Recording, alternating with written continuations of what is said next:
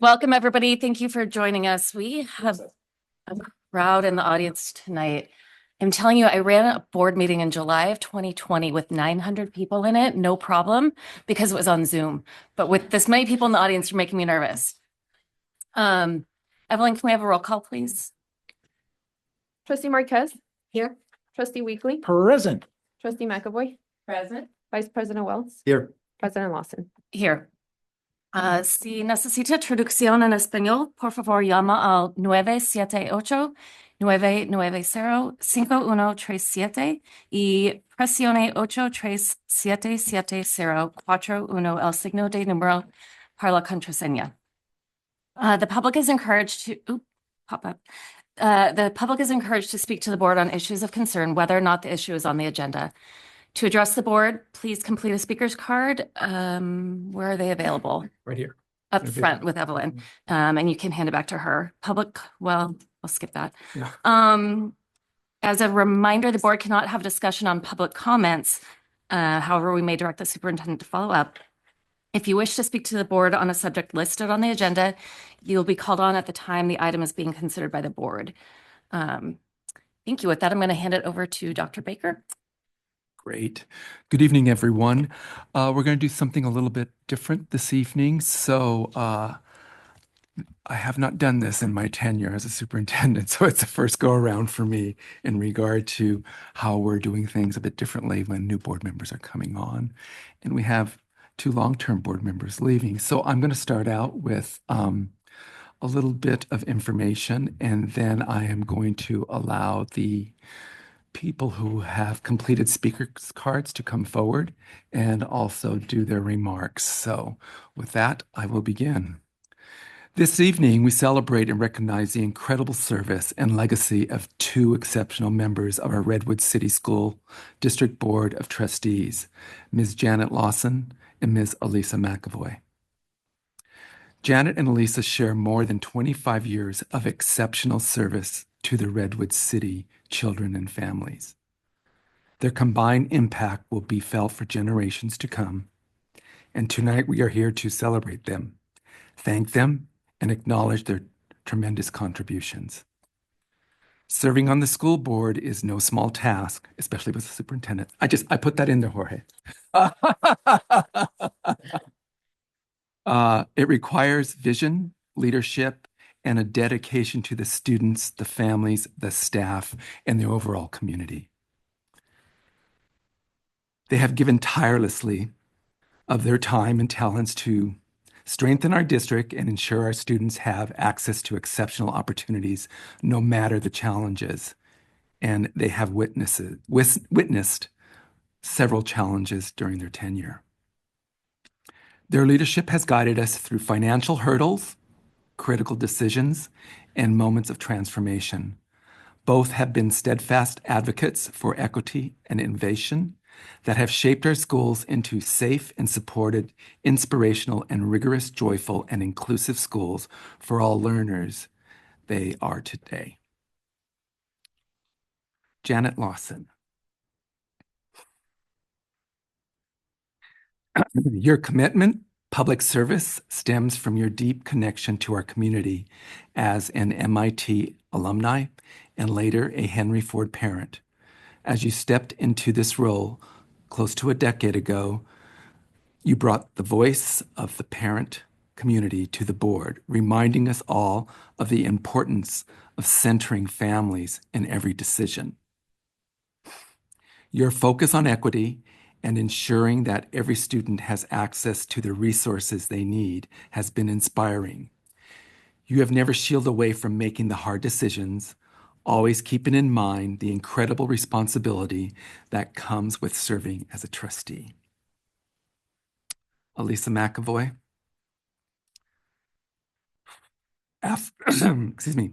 After 17 remarkable years on the board, your impact on our schools, our community, and education across California cannot be overstated.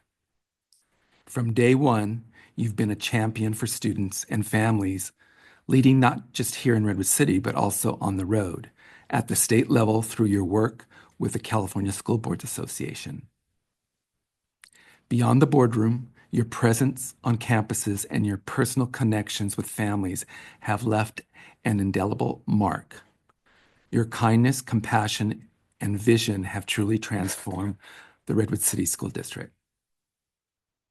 The moments both of you have shared with our students, whether at reclassification ceremonies, promotions, or graduations, and all the Redwood City School District schools throughout the district, speak volumes about your dedication to their success. You've celebrated their milestones and recognized the families and educators who support them, always with pride and compassion. On behalf of the entire district and the community you've served so well, I thank you from the bottom of my heart for your years of thoughtful leadership, advocacy, and heart. You have truly made a difference. Thank you so much. And we have some other speakers that would also like to come forward. So Dennis McBride for Janet.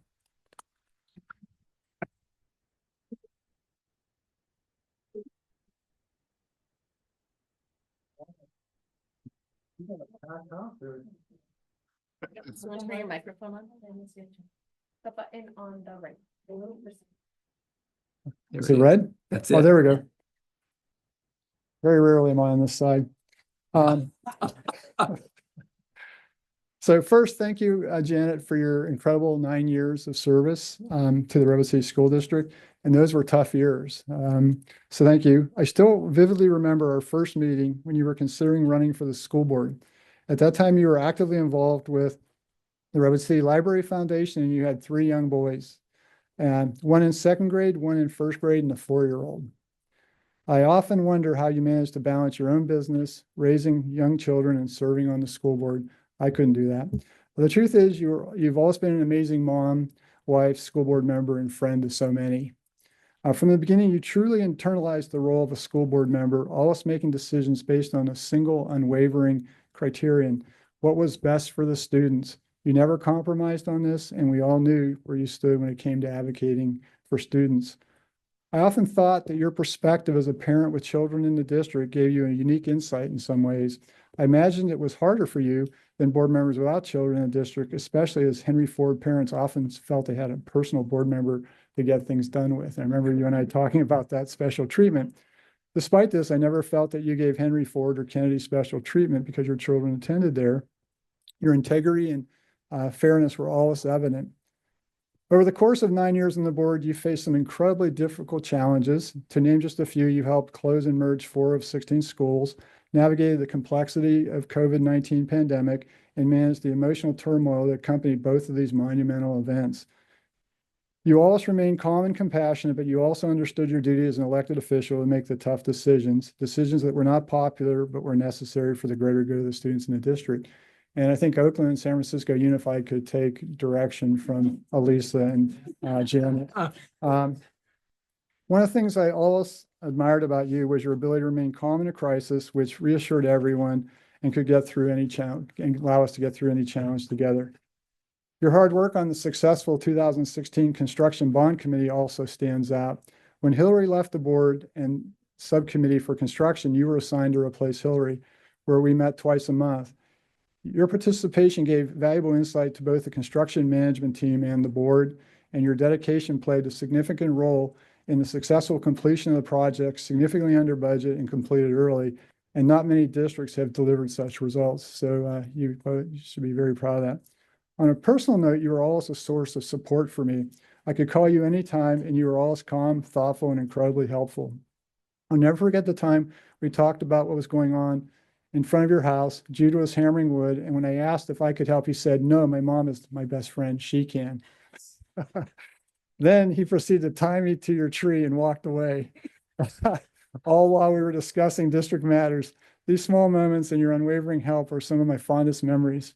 In my mind, what made you such a stellar board member was your fearlessness, your respectful approach to challenging me. Despite my 12 years on the board and your being brand new, you didn't hesitate to politely correct me when you thought my logic was off. Many times you were correct, and I left our conversation with a changed perspective. I thought that was really cool. Like most people say, "Oh, you got 12 years. I'm going to just keep quiet." And you just were fearless in doing that. I also appreciated how you represented the board by attending school events, community gatherings, and school site visits. You always carried yourself with grace, dignity, and a sense of humor, making a positive impression wherever you went. I'm now at third base heading home, so don't worry. Your involvement went beyond the board. I remember you being a room mom at Henry Ford, actively participating in the PTA and being engaged in the broader community. And now you're currently on the Union Cemetery Board. It is truly an honor to have served alongside you for 5 years. You made me a better board member, and for that I am grateful. Thank you, Tim, for your support. Janet could not have done this without your help and support. And thank you, Caleb, Asher, and Jude for supporting and sharing your mom. I'm thrilled to hear that you're returning to school to become an educator. Your future students are going to be so incredibly lucky. I have no doubt you'll be their favorite teacher. And from my perspective, one of the best things is I get to call you a friend. Thank you. Thank you, Dennis.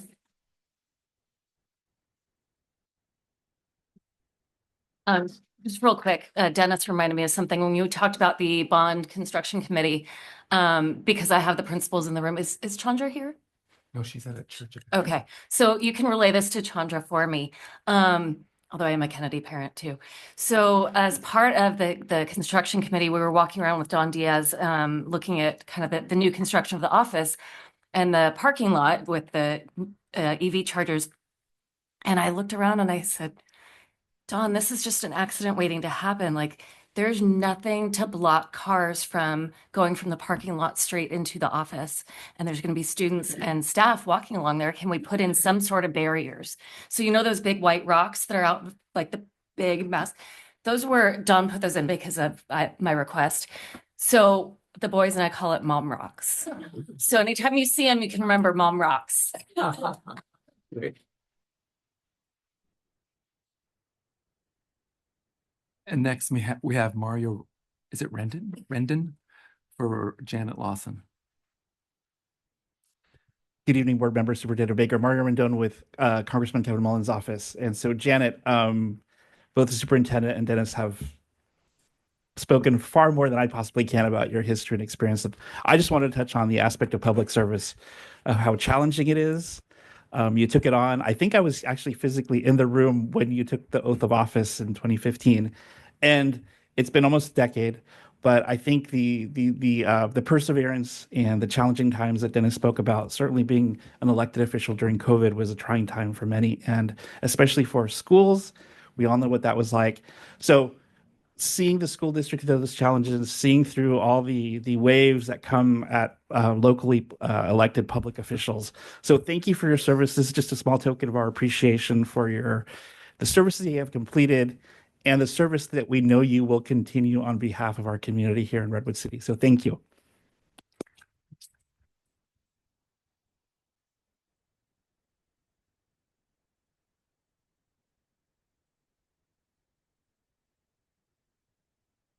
Now Joan Dentler will come forward.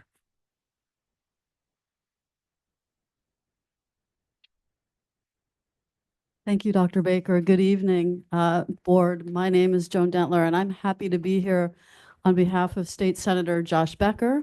I'm also here on behalf of Assemblywoman Diane Pappin and Assemblyman Mark Berman. None of them could make it here this evening, but they asked me to be here on their behalf. And I know that Senator Becker had the honor of presenting Elisa with her resolution on Friday evening. And so we saw the great photos and he had a lovely time, and I'm very glad that he was able to be there in person. But we do have one also for Janet this evening. And so I will not read the entire document, but I will read the last two paragraphs that really sum up what the California State Legislature wants to say to our outgoing trustees. So I will add both names to this one. Whereas, as a result of their tireless efforts and unwavering commitment to the students, faculty, and staff of Redwood City School District, Janet Lawson and Elisa McAvoy have compiled an illustrious record of accomplishments, one that have earned them the admiration and respect of those who have the privilege of associating with them. Now, therefore, be it resolved by Senator Josh Becker and Assembly members Mark Berman and Diane Pappin that Janet Lawson and Elisa McAvoy be commended for their dedication and inspirational service as members of the Redwood City School District Board of Trustees, including as its president, and extended sincere best wishes for their continued success in their future endeavors. And on a personal note, I would just like to say that as a staff member of a state legislator, we leaned heavily on our school boards and our trustees, especially during the early dark days of COVID. And the work that this school board did and the guidance that we received from the trustees, in particular Elisa and Janet, it was so important to helping the senator guide the policies that would be set in Sacramento, urging programs like getting the teachers vaccinated first. I mean, we were all feeling our way in the dark, but it was so reassuring to have the experience and really, a lot of us were flying blind, but to know that we could lean on you and on Dr. Baker and the school district to assure the parents and the students and the staff that we were trying to do the best thing at the state level. And Elisa, your work on the California School Board Association was also so important and so helpful to those of us who are helping to set policy and things like state budgets and some of the most complicated issues that the state deals with. So I'd like to just thank you as a staff member, and I'm happy to present Janet with this that is signed by the Honorable Josh Becker, the Honorable Mark Berman, and the Honorable Diane Pappin. And Elisa, you already have one, right? Okay. Oh, there it is.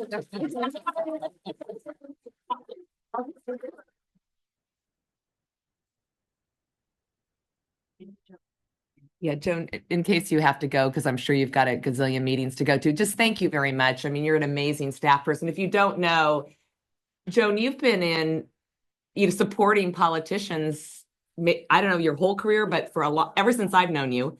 And she does a great job. She knows her stuff. There's a lot of staff people you meet with over the years who don't. So we've always really appreciated working with you, Joan. So thank you so much for your work. And please thank the senator and the assembly members.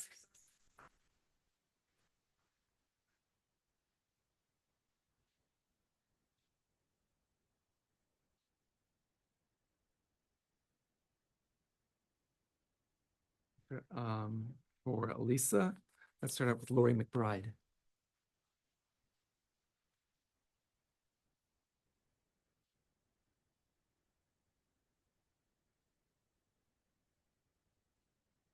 Elisa possesses so many abilities, so many admirable qualities as a human being, as a parent, as a community member, and school board trustee. My husband, Dennis, served on the Redwood City School Board with Elisa through 2020. And I got to know her not only through the school district, but also through my serving on the 17th District PTA, which is comprised of all the PTAs in San Mateo County. And in 2020, I was honored to present Elisa with the California State PTA Golden Oak Award, which is the most prestigious honorary service award recognizing an individual who has made significant contributions to the welfare of youth in a school or community. Elisa McAvoy exemplifies this definition. Here's a little bit about Elisa's background. Elisa's parents were strong supporters of education. Her father was a community college professor. Her mother served on the PTA and was a school board member for 16 years.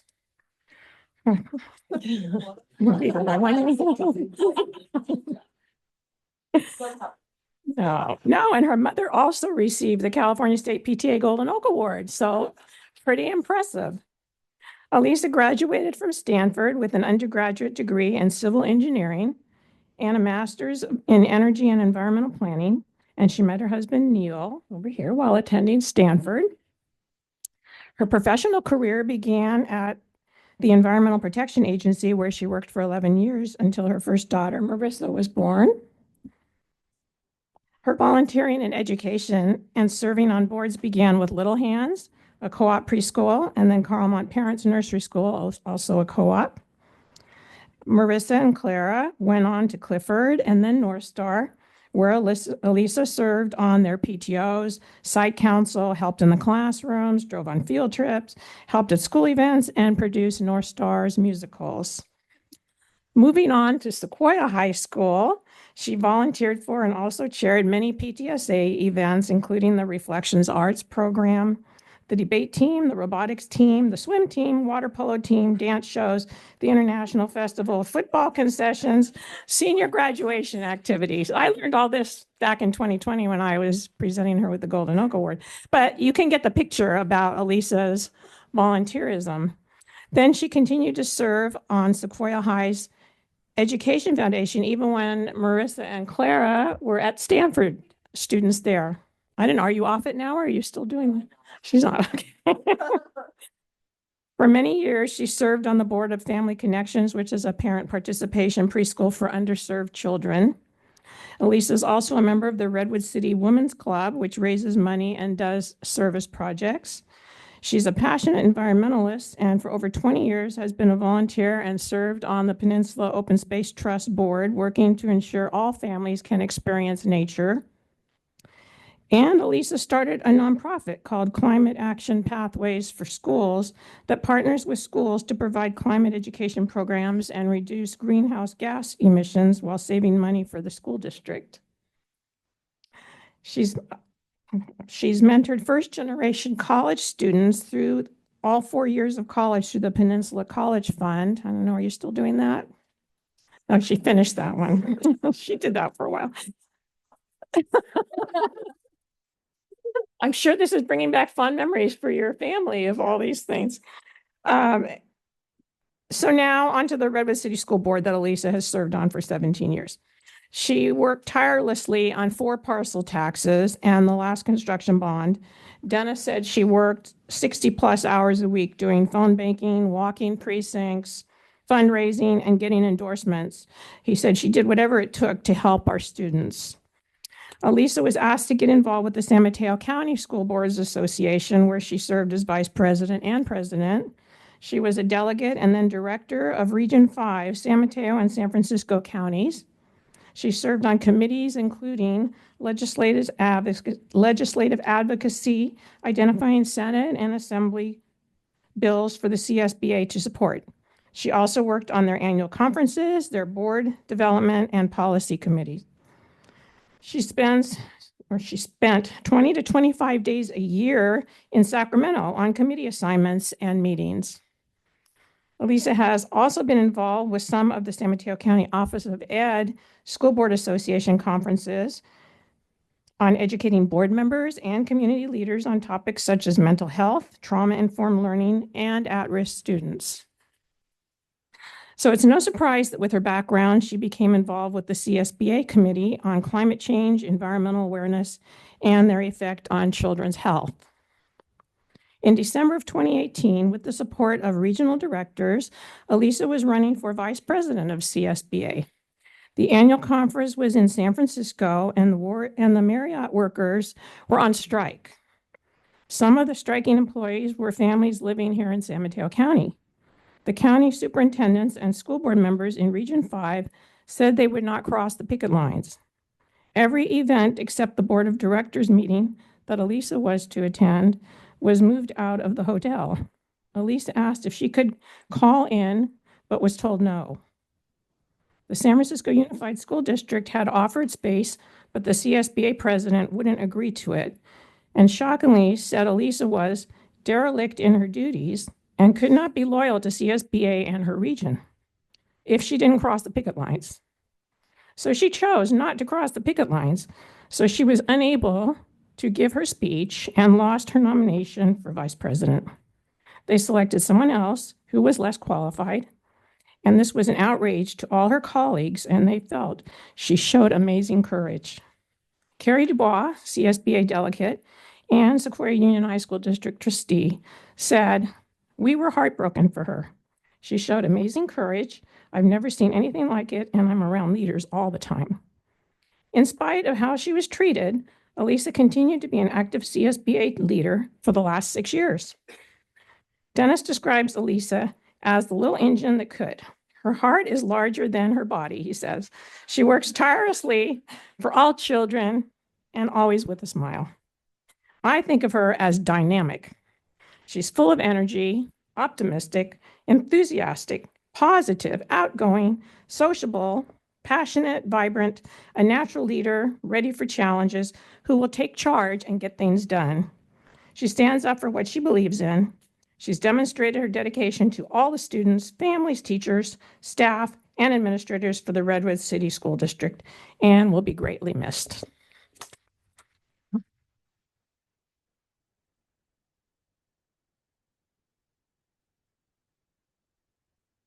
And now we'll hear from Dennis McBride. Yeah. Oh, sure. We can do Mario next. Plus, I don't want to follow. Watch starts to. Again, Mario Rendon Okay. for Congressmember Kevin Mullen and Alyssa. So actually, this is because of Dennis, we did something a little bit different for you. And I just want to go back to, I'm sure I met you early in 2013 when Congressman, now Congressman, then Assemblymember Kevin Mullen had just taken office. And out of the gate, you were front and center on education issues, not just for the Redwood City School District, but more broadly for our county and, of course, the statewide issues. And you were always informative. You always brought us information that we needed to have. You helped us navigate the local control funding formula and helping us understand how that would work or not work, depending on the situation. And while I never was the lead staffer on education, to Joan Dentler's point, you were always available to our staff in terms of providing the guidance that we needed and just keeping us informed of what was going on. Your involvement with the San Mateo County School Boards Association and making sure that Kevin was invited and participated in all that was just crucial to staying on top of our education community. Kevin Fong sends his regards. He's now with Mr. Berman. But what we did for you was we prepared a congressional record, which is basically, for those of you not familiar with that process, it's basically the congressional record is the proceedings of Congress. And so members have the opportunity to speak on the floor on behalf of a matter or on behalf of an individual. And so that gets printed and published. And so if you look up the congressional record for November 22nd, 2024, you'll find an entry for Alyssa McAvoy. And so that's what we have for you. So on behalf of Congressman Kevin Mullen, congratulations. 17 years is a long time. And you have seen peaks and valleys when it comes to education, and it's a never ending ride. But thank you so much for your service. So congratulations.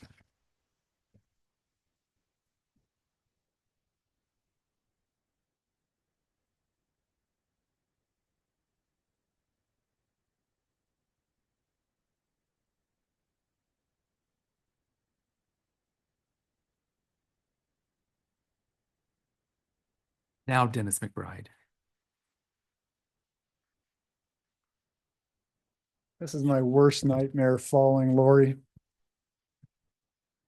So I came here very excited to do this, and I'm leaving sad because you have made such a contribution. First, thank you for 17 years. I know what that feels like. And you were amazing. I still remember Chris Bull and me meeting you at Clifford School playground to see if you had any interest in being on the school board. Your response was, I need to talk with Neil, Marissa, and Clara. I'll think about it.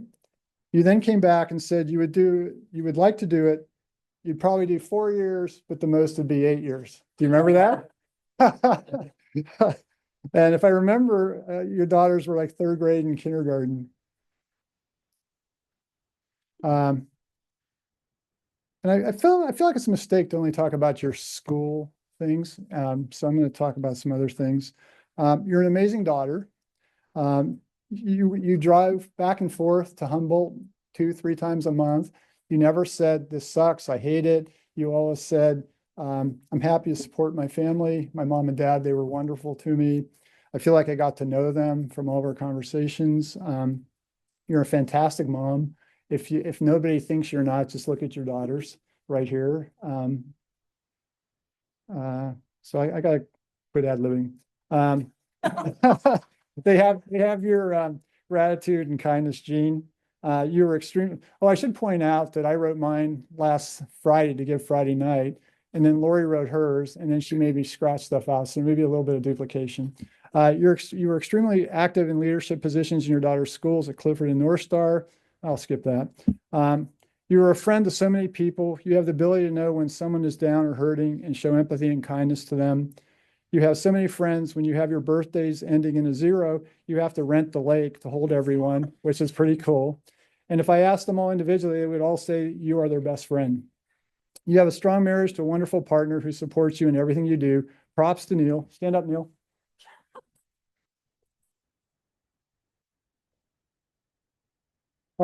And Elisa couldn't have done this without you. And thank you to Marissa and Clara for supporting and sharing your mom. There's a theme here, huh? Sharing moms. Attitude, you're one of the most positive people I know. Your positivity is remarkable. You have an incredible knack for turning negative situations into positive experiences. You truly embody a yes, we can spirit. You always displayed grace, dignity, and a sense of humor. You're a fierce advocate for equity. Now we'll get to school board. Since your first school board meeting, you have been all in. I still remember your second or third meeting. I was sitting over here where Cecilia is, and we spent an hour on a vote, and I wouldn't change, and everybody tried to change me, and I finally said, let's just vote and go on. And we started to go to the next item, and Lisa goes, wait, and she turns to me and goes, are you okay, Dennis? And in 4 years, I'd never heard anybody say, are you okay, Dennis? That told me how special you were. I have mentored many school board members over the years, and when I give examples of how we work together, the reaction is, wow, I wish I had a board like that. You were a huge part of that. And Janet, you were a huge part of that. You treated everyone with respect, even people that came and were very nasty to us. The one undeniable truth we all knew was that you had one North Star, and that's not the school. You always had the best interests of the students in the Redwood City School District at heart. You worked day and night to benefit all students in the state, in addition to your roles as a trustee in the Redwood City School District. You were on the California School Boards Association. You were first a delegate and then an officer for 12 years. And as Lori said, you had a lot of travel. You worked tirelessly on construction bond elections for new facilities and parcel taxes to enhance district funding. So let's define tirelessly. When working on parcel taxes and bond campaigns, you would phone bank 4 nights a week. Now, most of the people in this audience would say, well, why not more? And the answer was, that's all there was. And that freed you up for weekends where you'd be out walking precincts, passing out literature, calling people for money, being one of the leaders that met independently on it. And you just always with high energy, huge smile, and always feeling like you were, or at least gave me the impression you were always in control of everything. For the past 6 years, you've been on the Employee Housing Board Subcommittee, and having been on that, you are a fearless advocate to get this done. You always made big asks of the supporters that were kind of reluctant to step forward, and are still, and I'm not using their name, but I'm still very disappointed. You regularly visited schools and cheered the students, teachers, and staff on, and you made everyone feel valued. Now, this is one of my favorites. They're all my favorites. I should point out, I know I'm over time, and Dr. Baker said I could, because it's hard to put 17 years of awesomeness into 3 minutes. Upon discovering that the San Carlos Public Library Cold Books Monthly, you arranged to pick them up for our schools, and yeah, they're laughing, they know. Enriching under-resourced libraries and giving many students their first personal book. Think about it. We have students in Redwood City, it's their first personal book. My kids had their first personal book like day -20. You even took books to Hillcrest Juvenile Hall Library, and this is no exaggeration. Every month you transported thousands of books for distribution. I can attest to this, having been your backup. My SUV often felt like it was bottoming out, and it was 75,000 books that she moved for our students. And we had libraries that were really quite light in books, and now they had books. Now, granted, they were a little old, but a book's better than no book. Okay, I got to skip that. Lori told me. You were extremely involved in the San Mateo County School Boards Association. You made new school board members feel welcome and offered to help them. When they first met you, it was literally, hi, I am Elisa. Welcome, I'm here for whatever you need. I hope as you reflect on your journey, know that you have made a profound impact on the Redwood City School District students and the students of California. Your contributions are immeasurable, touching the lives of countless students, parents, teachers, staff, administrators, and board members. When I looked up the school board member in the dictionary, the quick definition, I like this definition, by the way, wish I'd had this a long time ago. A school board is a group of elected or appointed individuals, no appointed, since a lot of appointed up there, who oversee the policies and management of public schools in a specific district or area. Their responsibilities include making decisions about budgets, setting educational standards, hiring district superintendent, and ensuring the schools are meeting the needs and students of the community. They work to create a safe and effective and inclusive environment for students to learn. This is my favorite part. It's like a team of community leaders making sure the schools have the resources, policies, and support they need to help the kids thrive. Now, here's what was in the dictionary.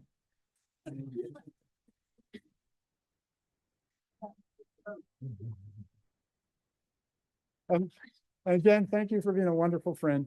And thanks, John, for letting me have the time. Oh, one last thing.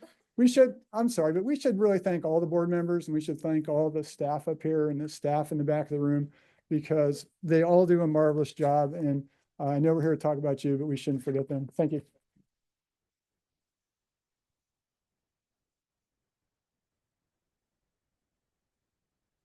And now, Marissa McAvoy.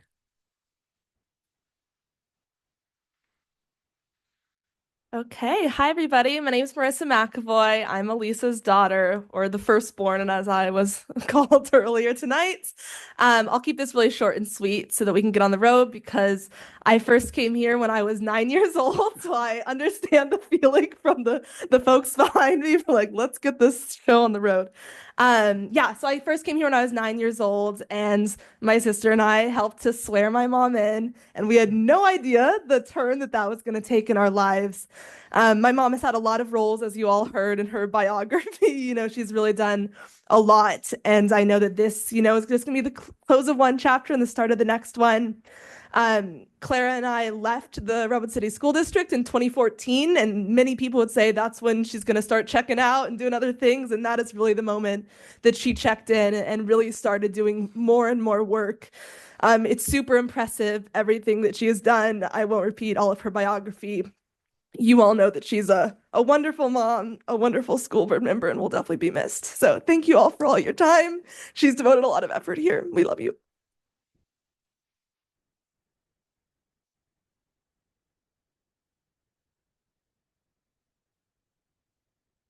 So before we move forward, would you like to either of you say anything? The floor is open to you. I'll go first. Thank you, everyone. That's very kind and means a lot. I've written out some stuff. I'll try to be short, but I'm sorry, I kept on writing. So looking back at my journey with this district, it actually began in 1985 when I started kindergarten at Roy Cloud. And Dr. Baker, I think that's about when you started with the district too. Also around Roy Cloud. I think you were there for a little bit. I was there for a little bit. Well, I think we overlapped.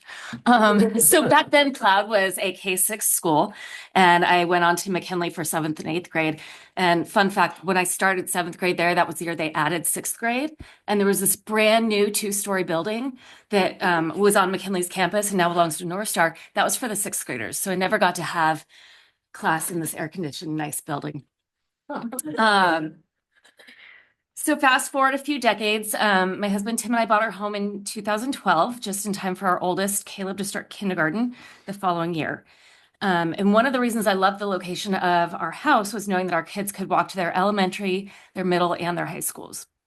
I remember walking to Henry Ford for school registration because it was in person at the time. And I was timing how long it would take to walk there. And then I doubled the amount of time to account for walking with 3 little ones for school drop-off. From the beginning, I knew I wanted to volunteer in the classroom as much as possible. And I started by spending about 3 mornings a week in Mrs. Barstad's class. And I want to shout out, I saw she's in the audience online tonight. So hi, Mrs. Barstad. I did not want to jump into PTA too quickly because I had plenty of time for that.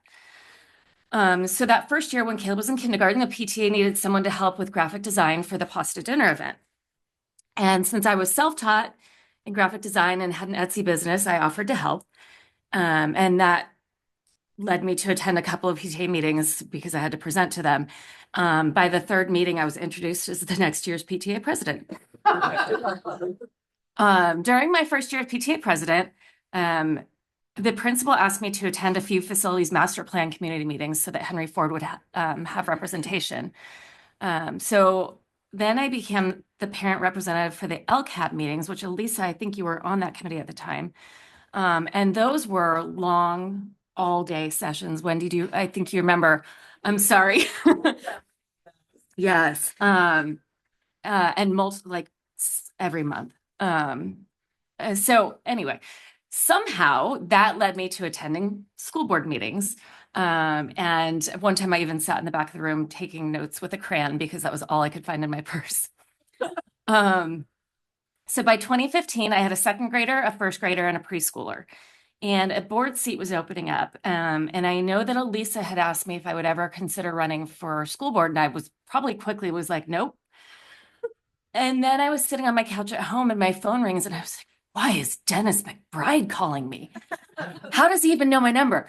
So I answered and he wanted to get together and talk about me running for school board. So, I agreed to meet and talk about it. And with some encouragement from the two of them and other board members, I decided to run. So here we are today. I want to thank my family for your support over the years. And I'm not going to make any of you stand up, but can the four of you raise your hands so we know who we're talking to? Thank you. So we have my husband, Tim, middle son, Asher, my mom, Eileen, and on the end is Jude, the youngest, who's a Kennedy student.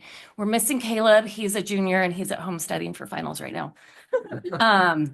I told him I thought that was more important.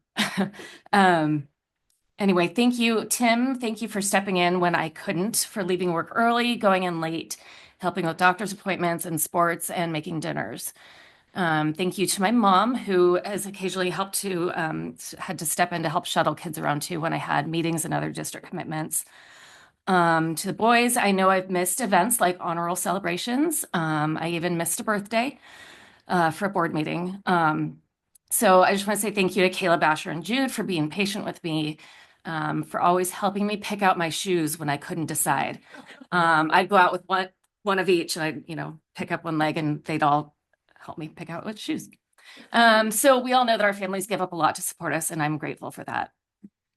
To our incredible staff of the district, thank you. Not just the teachers, instructional aides, and administrators, but the office staff, the yard duties, nurses, mental health counselors, food service workers, janitors, bus drivers, facilities, IT team, communications staff, everyone in the business office, HR, student services, and I'm sure I'm missing a whole bunch still.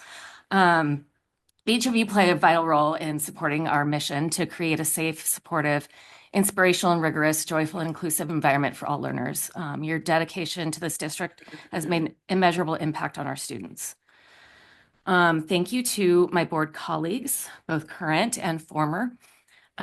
This board has a long history of camaraderie and respect for each other. And it's very unique to not just this county, but school boards in general. And it's, I'm getting ahead of myself, special to be a part of that. We don't always agree, but we listen and we discuss thoughtfully, and ultimately we support the decision that the board has come to.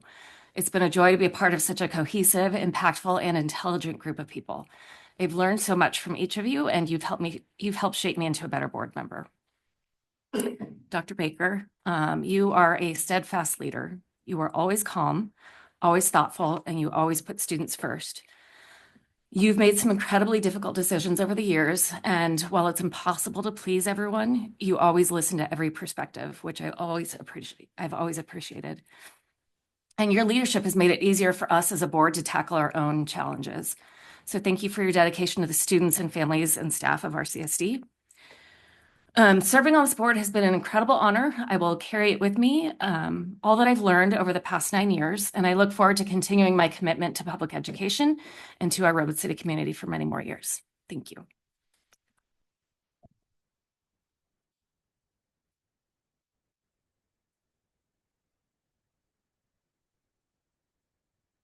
That was lovely, Janet. Thank you.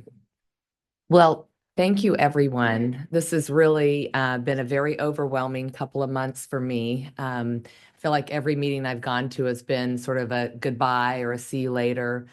And I really appreciate just all the support in this room and people who have been contacting me over the last couple of months. It really means a lot. I think, some of the speakers really spoke to how much I put into this work, really my heart and my soul, all in, as they say, which is sort of my personality. So I'm a little bit interested to see what the next chapter is going to be like. Try not to say yes too quickly to things so we can have a little fun too. As I said, I did want to just shout out to my father who passed away this year. He was a community college instructor, and really he was a teacher his whole life. Even after he retired, he taught music and art and bicycling and rocks and minerals and all sorts of things to people. And so I've always had such a fondness and what do I want to say? Just respect for teachers. I mean, really, teachers are so important. So, and I know that we have some in the audience tonight. And then my mother, as they said, was a volunteer at the schools, reading in libraries, and was a school board member. And both of them just taught me the importance of education. And certainly my experience has been education is the most important thing, right? It opens doors of opportunities for all of us. And I know that's why we're all in the room. And on the hard days, let's remember that. We're here for the students, right? We're here to make the world a better place. Not only do we teach them academics, which is the most important thing that we're doing, right? We also teach them how to be good citizens and good community members and friends. And I know through my experience here in the schools, I've made some incredible friendships. I know that all of you have as well. And it's just been remarkable. Let's see, I did want to, there's some, I said a lot on Friday night as well. And then I think some of the speakers have covered some of the things I was going to say. But I think, we've just been through so much together. And Dr. Baker, I feel like you and I have kind of grown up together. Anyway, I really appreciate your leadership on the board. If you don't know, a superintendent has a very hard job. He's got 5 board members to manage and to work with, as well as all of you, right? So really, you've been an incredible leader. And I think, as Janet said, helped us make some really hard decisions the last few years. And I know that, sometimes we don't make a decision that people want us to make, but we're always trying to look at the bigger picture and really set the district up for success. And we've never had enough resources, but we always, do the best we can. And I do feel like we provide a high quality, very inclusive, loving environment and education for our students. And I love hearing from our students that go on to high school, college, and in the world. And so many of them are just doing amazing, amazing things. And many of them are giving back to this community or to other communities. So we're really fortunate there. And I did want to say thank you to my current board. Janet, you've been amazing. It's been so great to work with you. And if you don't know, I think Janet and I are in a lot of committees together over the years. So we've really got to work together. And I've always just admired what an amazing person you are. You're such a great mom and really always a focus on students. So thank you for all of that. And Mike, you've been such a great addition to the board. You're so thoughtful and just also calm. I think someone else mentioned that about Janet. And I just really appreciate everything about you. And I'm looking forward to seeing you as president. I know you're going to do a great job. I know Janet and I wish that we could be here to support you, but you're going to have 2 amazing new board members to support you. David, thank you for joining our board a couple of years ago. I love your passion and dedication and your friendliness. And I know that you have the best interest for our students and families. So thank you so much. It's been a pleasure to be your teammate here the last couple of years. And Cecilia, I've known you for so long. I was thinking back, I guess it was homework committee, RCF, being parents together in the district. And you're just an amazing person, great mom as well. And if you don't know, her oldest daughter works as a teacher as well. So anyway, it's just been so wonderful to work with you. I'm really going to miss you. And then I know we're short on time, so I'm not going to go through all of you. I know I wrote some thank you cards, and I really appreciate those of you on the dais up here with us. And I did want to give a shout out just to everybody in the audience, particularly all the cabinet members, our principals, vice principals, educators, teachers. Janet did a great job listing all of the classified, and these are really the really important people that support the teachers in the classroom, and we absolutely could not do this work without you. So I won't do the whole list again, but thank you to all of the people who support educators. Thank you to the parents and then the community partners that we have. Again, we couldn't do this work without our hundreds of community partners. It's pretty amazing.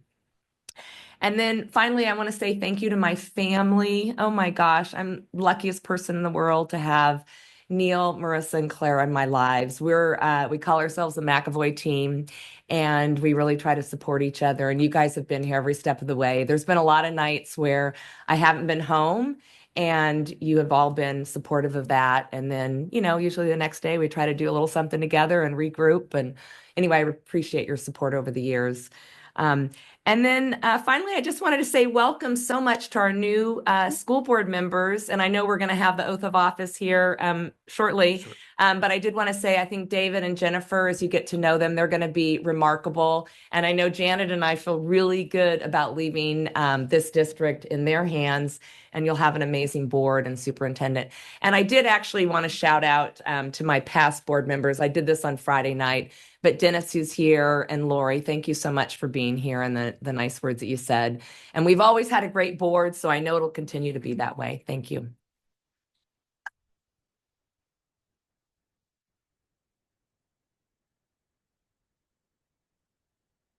So that brings us to the next chapter of the Redwood City School Board. So with that being said, we should have the oath of office for the new board members that are moving forward. So if we could have, who's coming first? Before we do the oath of Oh. office, Oh, sorry. as tradition, Oh. we, You don't mind. yeah, No, I forgot. I know. we really, just wanted to express as a board, our real appreciation for your leadership this past year. It was, not always the easiest part of the year, probably much easier than the COVID year that you were president. Yes. And you taught us all a masterclass in how to transition dramatically in a leadership role there. But deeply appreciative of what you've done. We can't give you the gift of time. We wish we could. It would be the best gift that we could give anyone, but we can give you a little something to spend your time with, and hopefully you can enjoy it with your family. No.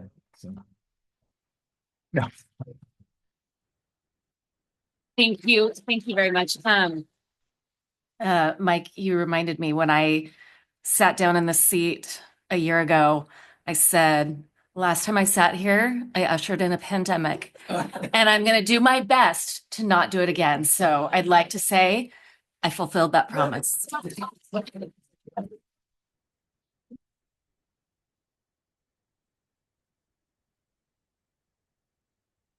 Okay, first we have David Lee that's going to take the oath.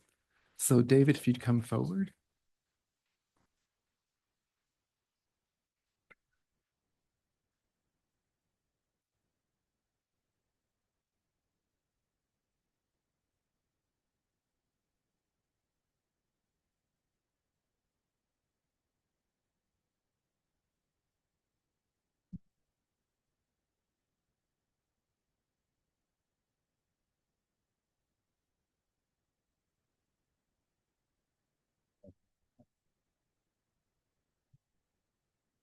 David Lee, I, David Lee, do solemnly swear do solemnly swear that I will support and defend that I will support and the defend Constitution of the United States the Constitution of the United States and the Constitution of the State of California and the Constitution of the State of California against all enemies, foreign and domestic, against all enemies, foreign and domestic, that I will bear true faith and allegiance that I will bear true faith and allegiance to the Constitution of the United States to the Constitution of the United States and the Constitution of the State of California, and the Constitution of the State of California. that I take this obligation freely And I take this obligation freely without any mental reservation or purpose of evasion, without any mental reservation or purpose of evasion. and that I will faithfully discharge the duties upon which I am about to enter. And that I will faithfully discharge The duties upon which I am about to enter. the duties upon which I am about to enter. Congratulations.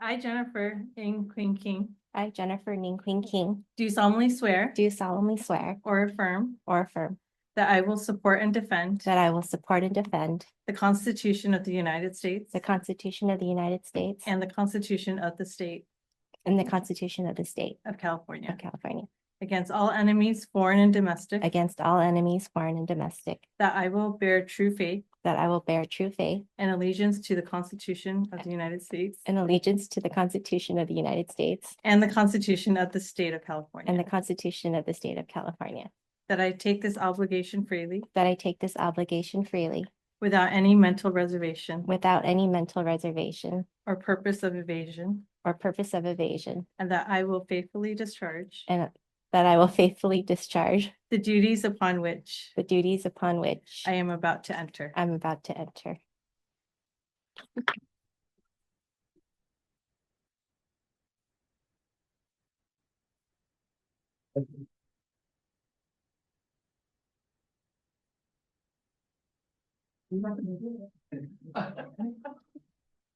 Forgot to tell you.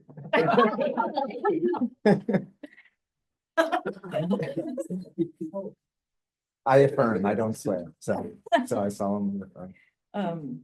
I, Mike Wells, I, Mike Wells, do solemnly affirm do solemnly affirm that I will support and defend the Constitution of the United States that I will support and defend the Constitution of the United States and the Constitution of the State of California and the Constitution of the State of California against all enemies, foreign and domestic. against all enemies, foreign and domestic. That I will hear true faith and allegiance to the Constitution, that it will bear, I'm sorry, I Thank didn't you. brought my Yeah. glasses. That I will bear true faith and allegiance to the Constitution. Am I repeating this, aren't I? That I will bear true faith and allegiance to the Constitution of the United States. United States And the Constitution of the State of California. and the Constitution of the State of California. That I take this obligation freely That I take this obligation freely without any mental reservation without any mental reservation or purpose of evasion. or purpose of evasion. And that I will faithfully discharge And that I will faithfully discharge the duties upon which I am about to enter. the duties upon which I'm about to enter.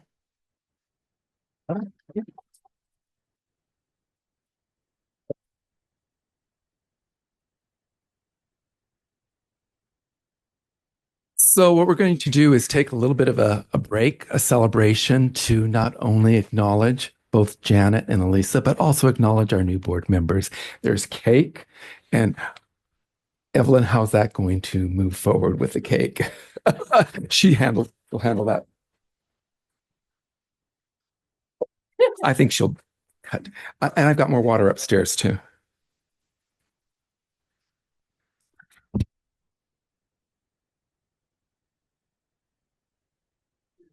Thank you so much for being here. I really, really, really appreciate it. I know it's tomorrow is a school day, so you're welcome to stay. You're also welcome. Thank you so much. From the bottom of my heart, you guys are great.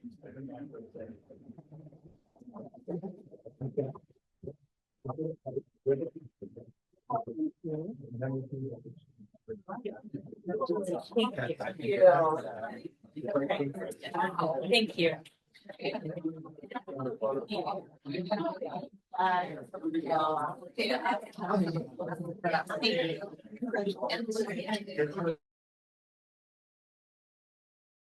To read a bylaw 9100, which is one of our board bylaws on organization for the annual organizational meeting. Each year, the governing board shall hold an annual organizational meeting. In any year in which a regular election of district board members is conducted, the organizational meeting shall be held within 15 days following the second Friday in December after the regular election. During all other years, the meeting may be held on any date in December, but no later than December 20th. During any year in which a regular election is conducted, the board at the regular meeting held immediately prior to the second Friday in December shall select the day and time of the organizational meeting. For any other year, the day and time of the organizational meeting shall be selected at the last regular meeting held immediately before the annual meeting. On behalf of the board, the superintendent shall notify the county superintendent of schools of the day and time selected. Within 15 days prior to the date of the annual meeting, the superintendent shall notify in writing all board members and members-elect of the date and time selected for the meeting. At the meeting, the board shall assign following officers through rotation: president, number 1, vice president, number 2, clerk, 3, representative San Mateo County Committee on School District Organization, and liaison to California School Boards Association and San Mateo County Boards Association.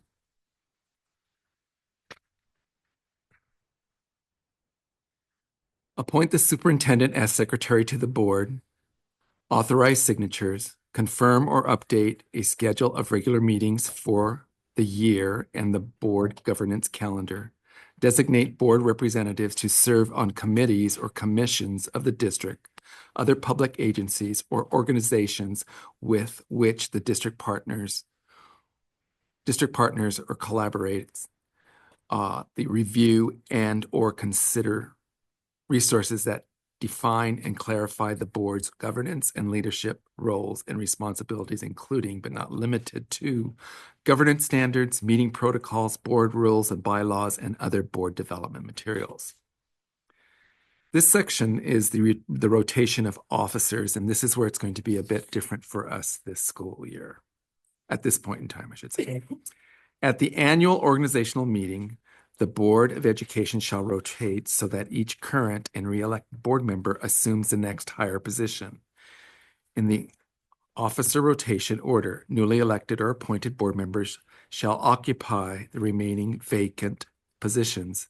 If there is more than one new board member elected or appointed, there will be a lottery to determine the order filling the board positions. And that's what's going to happen tonight. And it's never happened in my time as a tenure. And I don't know in the past, I don't think it has either. So the president of the Board of Trustees will be Mike Wells. The vice president of the Board of Trustees, David Weekly. The clerk of the Board of Trustees is Cecilia Marquez. And now this is where the lottery comes in. So there are two names in here. We have David's name, David Lee, and we also have Jen King's name in here. So this person will take the representative to the San Mateo County Committee on School District Organization, and that is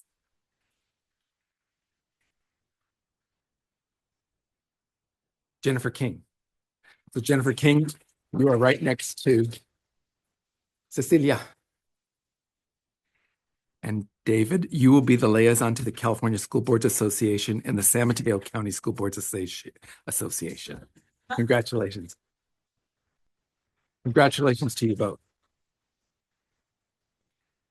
Now, with that being said, I will turn this meeting over to President Wells. Wow. Okay, so first of all, I just want to say I'm really honored to step into this role as board president. You know, I know it's routine, but it's still, it's still a privilege to have this, and I really look forward to working alongside of all of you. And I want to acknowledge this moment of transition. So thank you. You got a bunch of thank yous, but it's now my privilege to be able to say it one more time. Your wisdom, experience, and deep commitment, it's left a lasting mark on our district. And so we're really profoundly grateful for your service. To our new trustees that are joining us, I'm really looking forward to the work that we're about to embark on together. I'm excited that we're going to continue to build on the progress that we've been seeing in the district, and we're going to continue to tackle the challenges and opportunities ahead. And as we move forward, we're going to keep our focus where it belongs. We're going to ensuring that every student, regardless of which school they attend, which neighborhood they live in, or what kind of challenges they face, that they have access to an excellent education and the opportunity to thrive. And I really look forward to this being a productive and collaborative experience together in a year ahead. So thank you. And with that, do we have any changes to the agenda?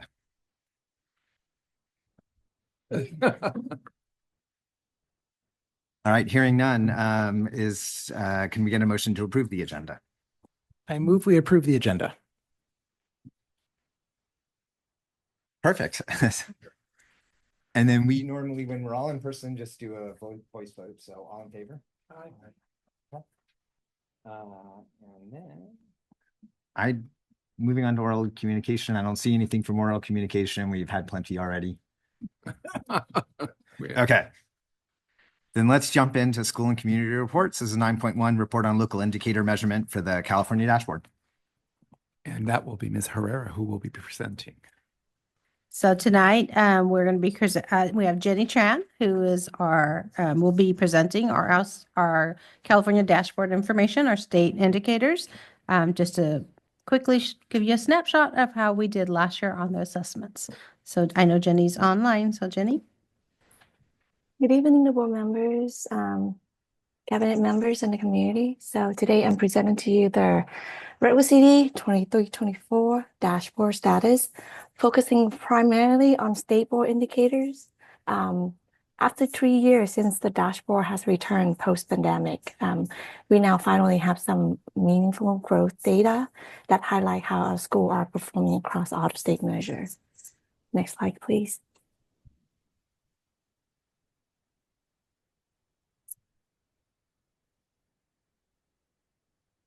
Okay, so this is a snapshot of how Redwood City is doing for 23-24 school year under the state view for performance and accountability.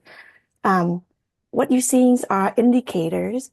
The indicators with the color wheels are statewide measure, including chronic absence, suspension, English learner progress, and academics, including ELA and math.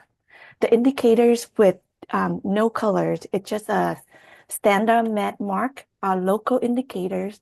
These are measure and progress that are tracked locally by the district.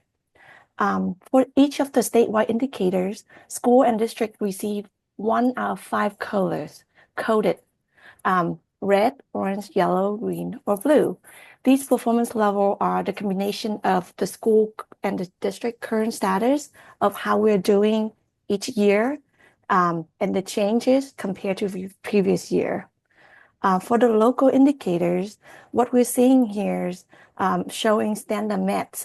I want to emphasize that, the dashboard local indicator does not measure how well our district are doing in those measures, but rather did we meet the requirement of the state to have the tools and the process in place to measure these things, like how our teachers are credentials, the parent-family engagement.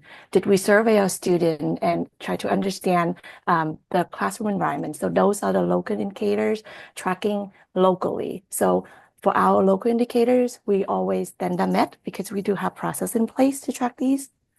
For the state indicators, for 23-24 school year, from the top left going to the right, our chronic absenteeism is in yellow. Suspension and English learner progress are in green. And both of our academic indicators, language arts and math, are in both in orange. I will go over detail for each of the indicators in the next couple of slides. Next, please. So for chronic absenteeism, 23-24, we have achieved a rate of 18.4% of our students chronically absent, with a decline from the last year that landed us in the yellow color of the dashboard. For the last year dashboard, by last year, I mean previous year, 22-23 school year, we were in orange. So we declined, our chronic absence declined, and that landed us in yellow. To the right, you will see how each of our student groups are doing under chronic absenteeism. indicators, most of the student groups are in the yellow, which is the average for the district.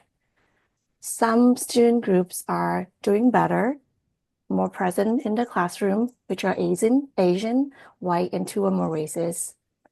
The student groups that have higher chronic absenteeism rate compared to the district average are African American, Filipinos, and Pacific Islander. If you look at the bottom right corner where there is no performance color, we have 2 student groups, American Indian and foster youth. If the students, if the total count of the student is under 30, there will be no performance indicator for that group, just for the protect the student confidentiality. Okay, next slide. This slide, here is the distribution of our school in different dashboard status for chronic absenteeism. The orange represent previous dashboard, which was 22-23 school year. The green represent our last year dashboard status, which is 23-24 school year. If you're looking at the green, and you can see that we have less school in the high and very high status. So for chronic absenteeism, we want our school to have a lower chronic absenteeism rate. So we're hoping to move our school towards the right-hand side of the chart, right?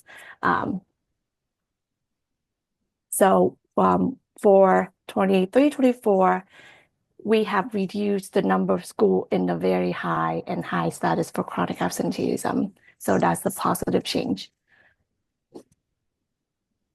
Next slide, please. So this chart show you, so the previous chart show you the count of how many schools in each of the status. This chart show you what are the changes. So with those status that the school landed on, did they actually decline, improve, or did they remain the same? For 23-24, 9 of our schools have declined the chronic absenteeism. That's a very, very, very well worthy celebrating outcome for our school and district. And then 3 of our school decline in chronic absenteeism. None of our school increase in chronic absenteeism for 23-24 school year. Next slide, please. The next indicator on the dashboard is suspension rate. With the suspension rate of 2.5%, and a decline from the previous year, that landed us on a low suspension rate and a green status for the dashboard. Okay, and then on the right side, you will see how our student groups are doing in terms of what's the percentage of students being suspended per student groups.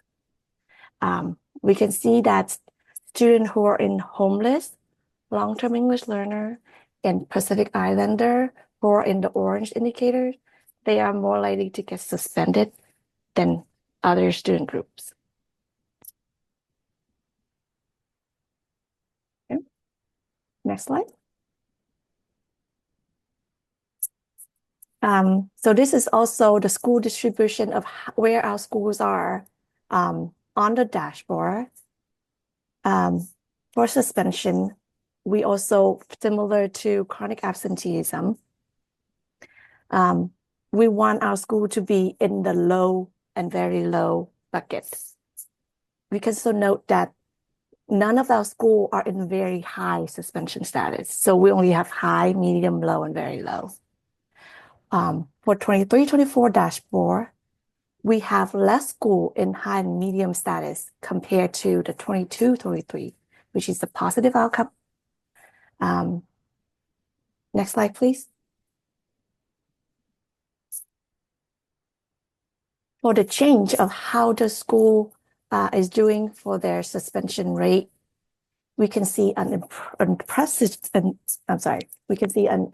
change in suspension at our school. 5 of our schools last year have declined significantly compared to only 1 school declined significantly on 22-23 dashboard. Only 3 of our schools increased in suspension. Compared to 22-23, we had 6 schools increase in suspension. And then finally, in the last column, we have no school increased significantly for 23-24 dashboard for suspension. Next slide. So this the third indicator for the state board is English learner progress. For those who are not familiar, annually our English learner, all English learners in the state of California will take the summative LPAC test, which measure their English proficiency level. The EL progress indicator measure how much progress does our English learner are doing each year towards their English proficiency. So with 47.3% of our students making progress, that's a big increase from previous year, which brought our status on the dashboard from red straight to green for 23-24 school year. On the right side, you will see that this year, the dashboard also have a distinguish between English learners and long-term English learners. They're tracking their progress separately. Before they all group into one group English learner, but now they separate out. And the new guideline for long-term English learners now are 7 or more years. Previously, it was 6 or more years. So now it's 7 or more years. You can see that long-term English learner are actually making, there's a higher percentage of students who are long-term English learner making progress on their language proficiency. Next slide. So this slide are showing you the percentage of students who increase or decrease in their test level for LPAC throughout the school years. What we try to focus on is the last column of 2024. We have a good chunk of 47.5% in purple. Those are students who progress at least one LPAC, one LP level, compared to the 22-23, we only have 40%. So that's a very positive outcome also for our English learner. Next, please. So for our school, we do not have every school we don't not have school in high progress for English learners. So we only have 4 level, high, medium, low, and very low for our city. More than half of our school are in high and medium progress for English learner. Only 1 school in very low, but there is also a positive change compared to 22-23 when we had 3 schools in very low status. Next, please. This graph shows you also again the change, how have the school are doing towards the English learner compared to previous dashboard. We can see that 6 of our schools go increase significantly or increase. So the 4 in green in the increase of significantly and the 2 in green in increase. 6 of our schools have significant growth. And very impressively that none of our schools declined significantly in English learner for 23-24. While in 22-23, we have 5. Now we have none. That's a big improvement also compared to the 22-23 dashboard. Okay, next slide, please. So far, those are good news. Next is the academics indicators, which many of us are familiar with. When the SBAC result was released back in September, we kind of have an idea of how our school was doing. But compared to other statewide indicators, our district and school are not doing as well as we've seen with other indicators. We are now currently at 40.5 points below the statewide standard.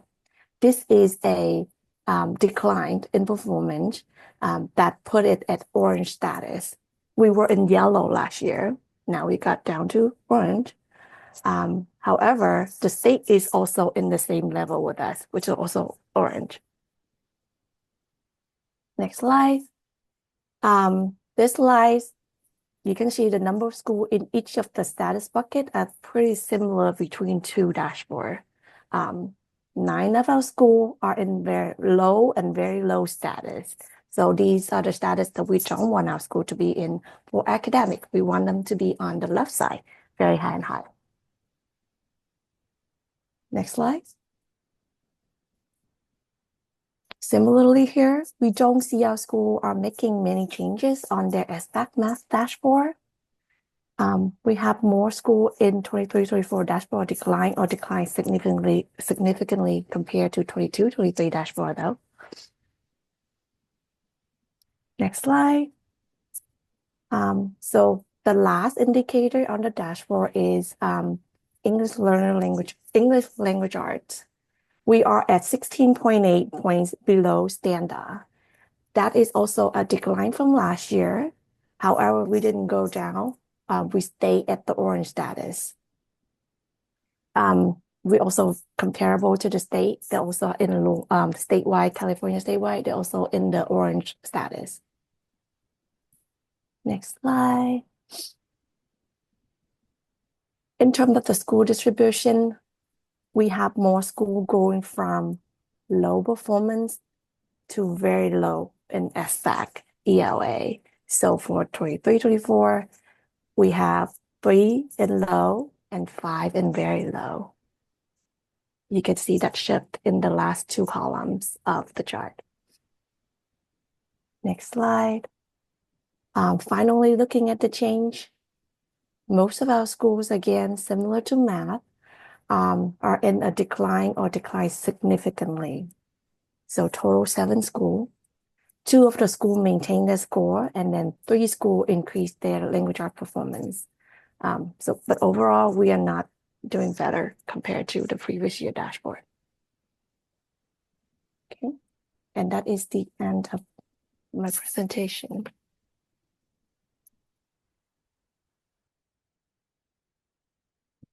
So one of the things I want to share is we've, because of our dashboard last year, we also put many things into place this year. So for our board members, there's a lot that has been taken place in the last 2 years. But this year, we've really taken a focus on our English learners. And so part of our work this year with our staffing, there's been a lot of work around English learners, making sure all our PD.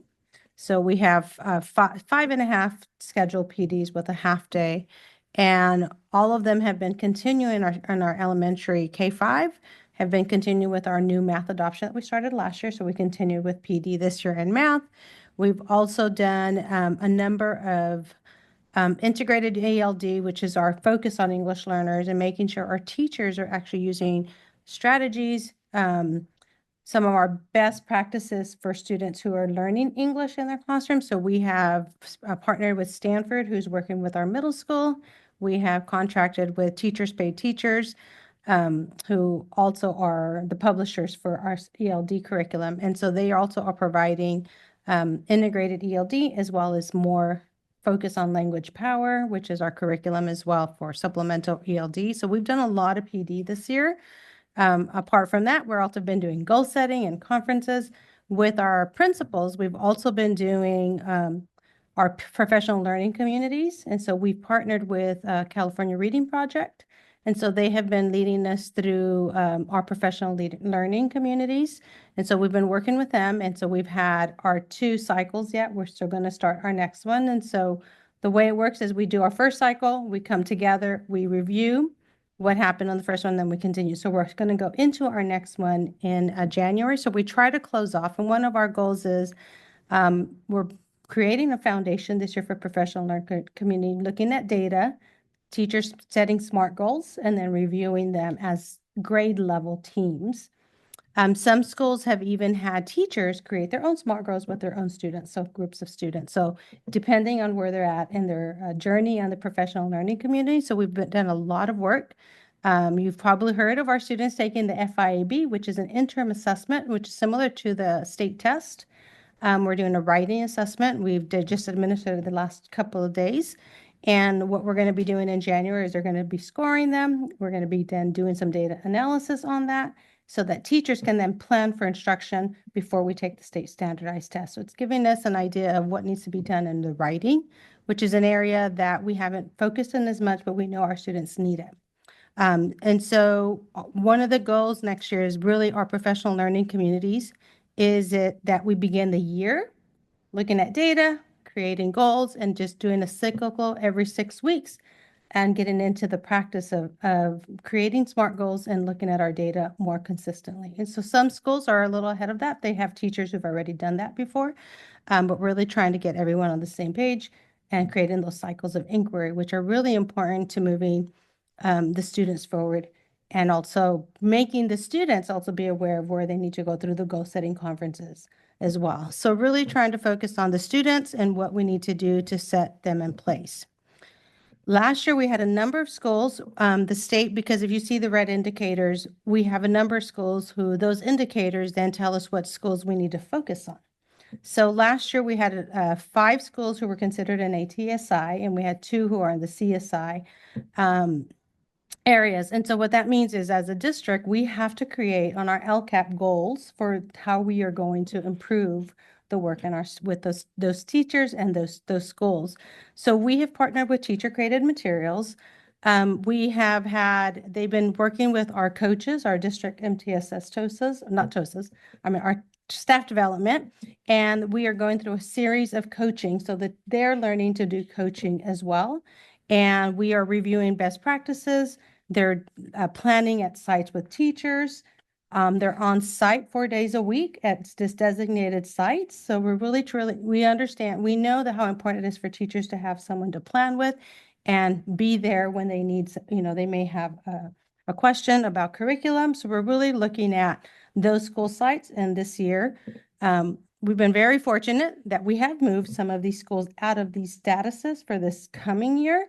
But our focus is still there because we're still in red indicators. So for our ATSI status, we've also partnered with TCM and CSI. We've done 3 cycles of what we call coaching cycles. So we have our TCM coaches who are masters, who are really college professors who come in and they do some demonstrations. We debrief. And then teachers now. So our first one was a lot of demonstration lessons, a lot of debriefing. The second one was demonstration by them when our coaches then did a lesson and then they were debriefed, and then there was some planning time for teachers. We're going to enter our 3rd cycle coming up in January. And so we're working on what that is going to look like, a demonstration, bringing actually other school sites together to view grade levels and then plan. So it's a little different model because they were just at their own level, at their own school sites. But we know that the benefit of having others see and demonstrate, also providing them good planning time on standard-based instruction is one of our goals. And so that's what we're going to be focusing on. And for our CSI schools, we have 2 extra cycles that will be coming up. We're still planning those as we go through the cycles. Then we look at what are the needs of the schools. But all of them have some form of demonstration, some form of coaching for our coaches, as well as planning time for our teachers. So really, we're really trying to make sure that we're covering all of these sites, because all of these sites had English learners and red indicators in both math, and many in math and many in ELA. But as you can see, we have made huge improvements in our English language development with our students. We have a long way to go still in our language arts and math. We've put a lot of new curriculum into play in the last couple of years. And so we know that it takes time for everyone to become solid in the teaching practices of our new curriculum. But I think this year, we have also put into play our cohesion, what we call our cohesion program model at the district, where we're really looking at, as a district, making sure everyone's doing standard-based instruction. We're looking at the curriculum and that we're seeing it in action. And as all of us cabinet members are out and about at school sites, we're really looking to make sure that is implemented. Because we can only be, part of that information is we use that information to do our PLC work, which we want everyone to be doing. So that means common assessments that really, and looking at the data. And so we can't do that if we're not on the same page. So this year, we're really putting a lot of that into practice so that next year we'll be much more stronger in having a cohesive system and alignment. And we have now our data of what we'll be looking at with our staff. So there's a lot of work had gone into all of that. Just wanted to bring you two on board as to all the information that, so everyone understands there's been a lot of work. And so we're now starting to plan for next year as well and trying to figure out what are our next steps next year, because we only actually have one school in ATSI status next year. So we have moved a lot of them out.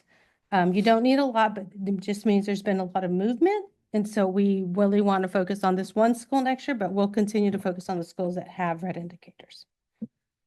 So any questions?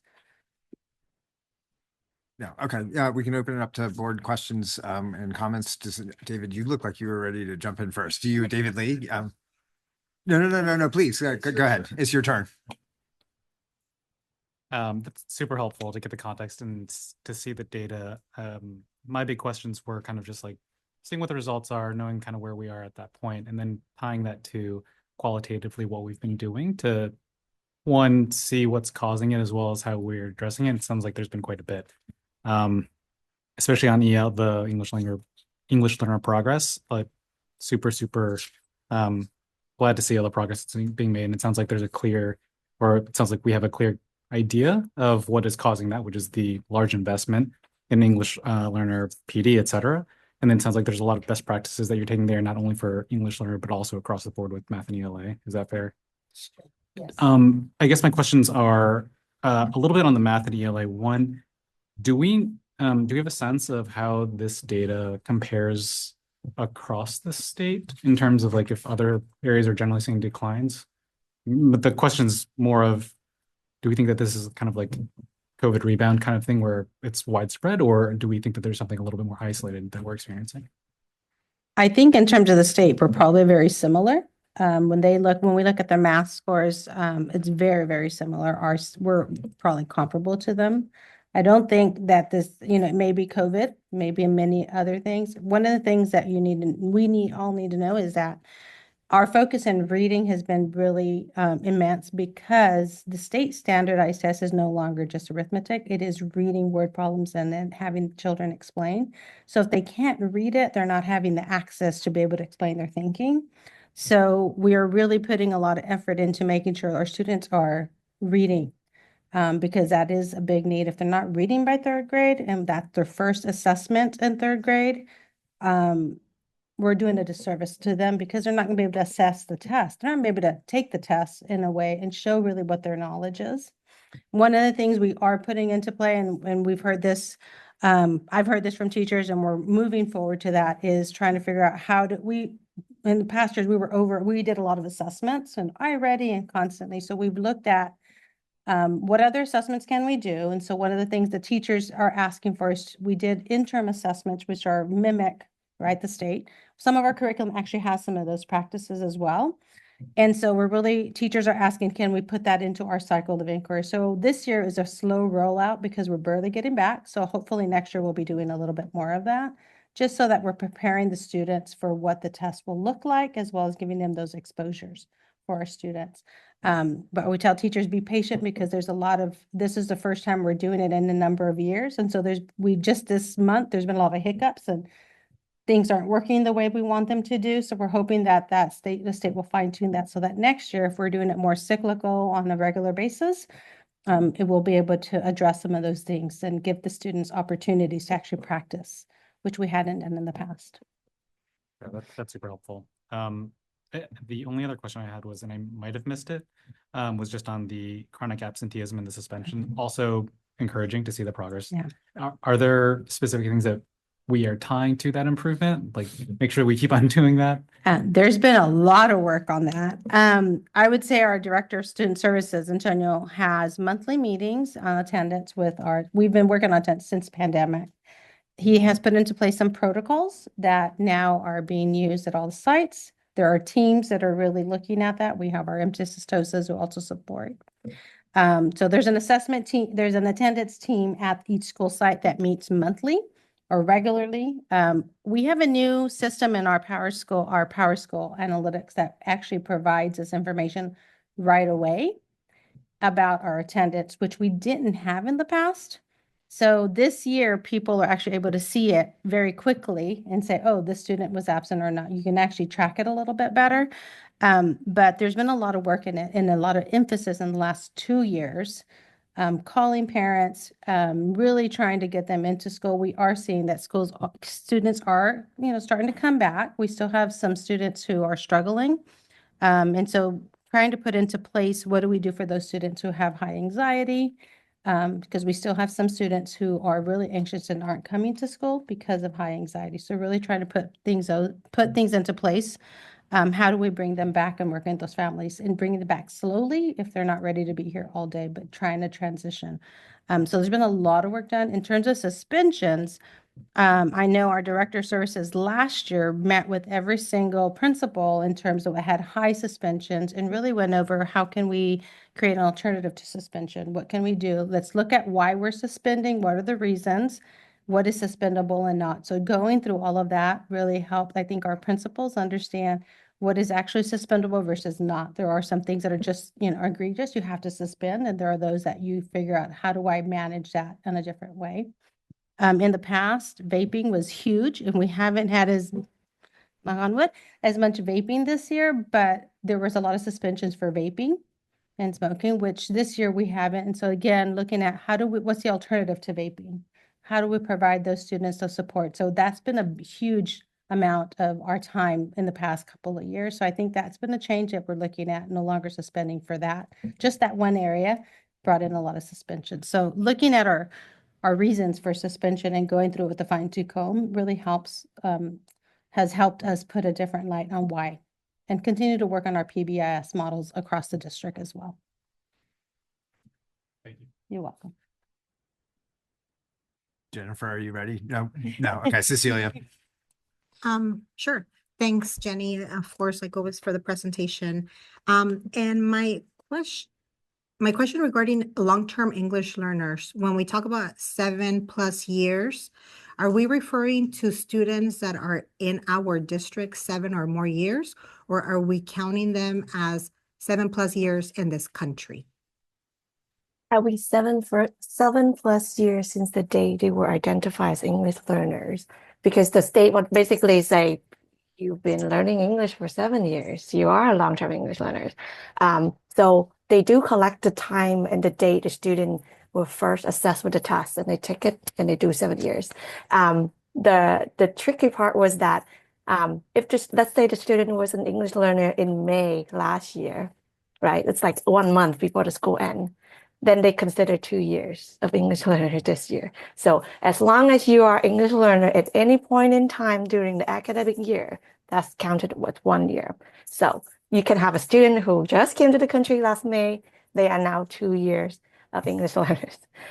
That's just how they simplify their formulas, and that's how they calculate. Okay, great, thank you. And then my more of like kudos regarding, again, the absenteeism. Want to say thank you to everyone involved in calling the families, because obviously we've heard this in the past and how that's making a big difference. So thanks to all those involved. And I don't have any other questions. Just want to say, thank you, because again, the needle is moving. So I appreciate it. So I feel like we got kind of a mixed bag on this. There's clearly lots of effort that was spent on absenteeism. Every message that I get for my kids at my school is like, remember, you got to send your kids to school, right? And so it's very clear that the district on lots of different axes is trying hard to drive up attendance and drive down chronic absenteeism. And we see that reflected. That effort seems to be bearing fruit. So I think that's fantastic. We also are seeing good progress in terms of English language learners, which is great. I find the change in definition for long-term English language learners, that definition changed from 5 years to 7 years. I feel like it's a step back, and I'm kind of disappointed by it. That's the state level, right? Because again, I think there's such clear data that we have that English proficiency by the end of 3rd grade is such a clear determinant of long-term academic outcomes that if we say like, well, if it takes 5 years, 6 years for them to become English proficient, that's fine. We know it's not fine. right? So we have to, however the state wants to do this and sort of lower the bar a little bit, I think we need to have a high bar. It's like we really need to have a goal that, especially with TK now, we've got that whole extra year of being able to intersect kids, that by the end of their third grade, that we need those students to be English proficient. That really needs to be a target for us. David Lee, you asked a good question about the state level data and sort of how our data compares against that. I'm futzing around on my laptop here. There's the open website at caschooldashboard.org that includes the state level data. It's interesting to see, looking back the last couple of years, that English proficiency across the state is a hair below standard, but relatively static, holding just a little bit below standard. Whereas we're seeing in our priority schools a continued decline and increasing separation from the standard. So there's a deceleration that we're seeing in the priority schools in Redwood City that we are not seeing more broadly reflected across the state.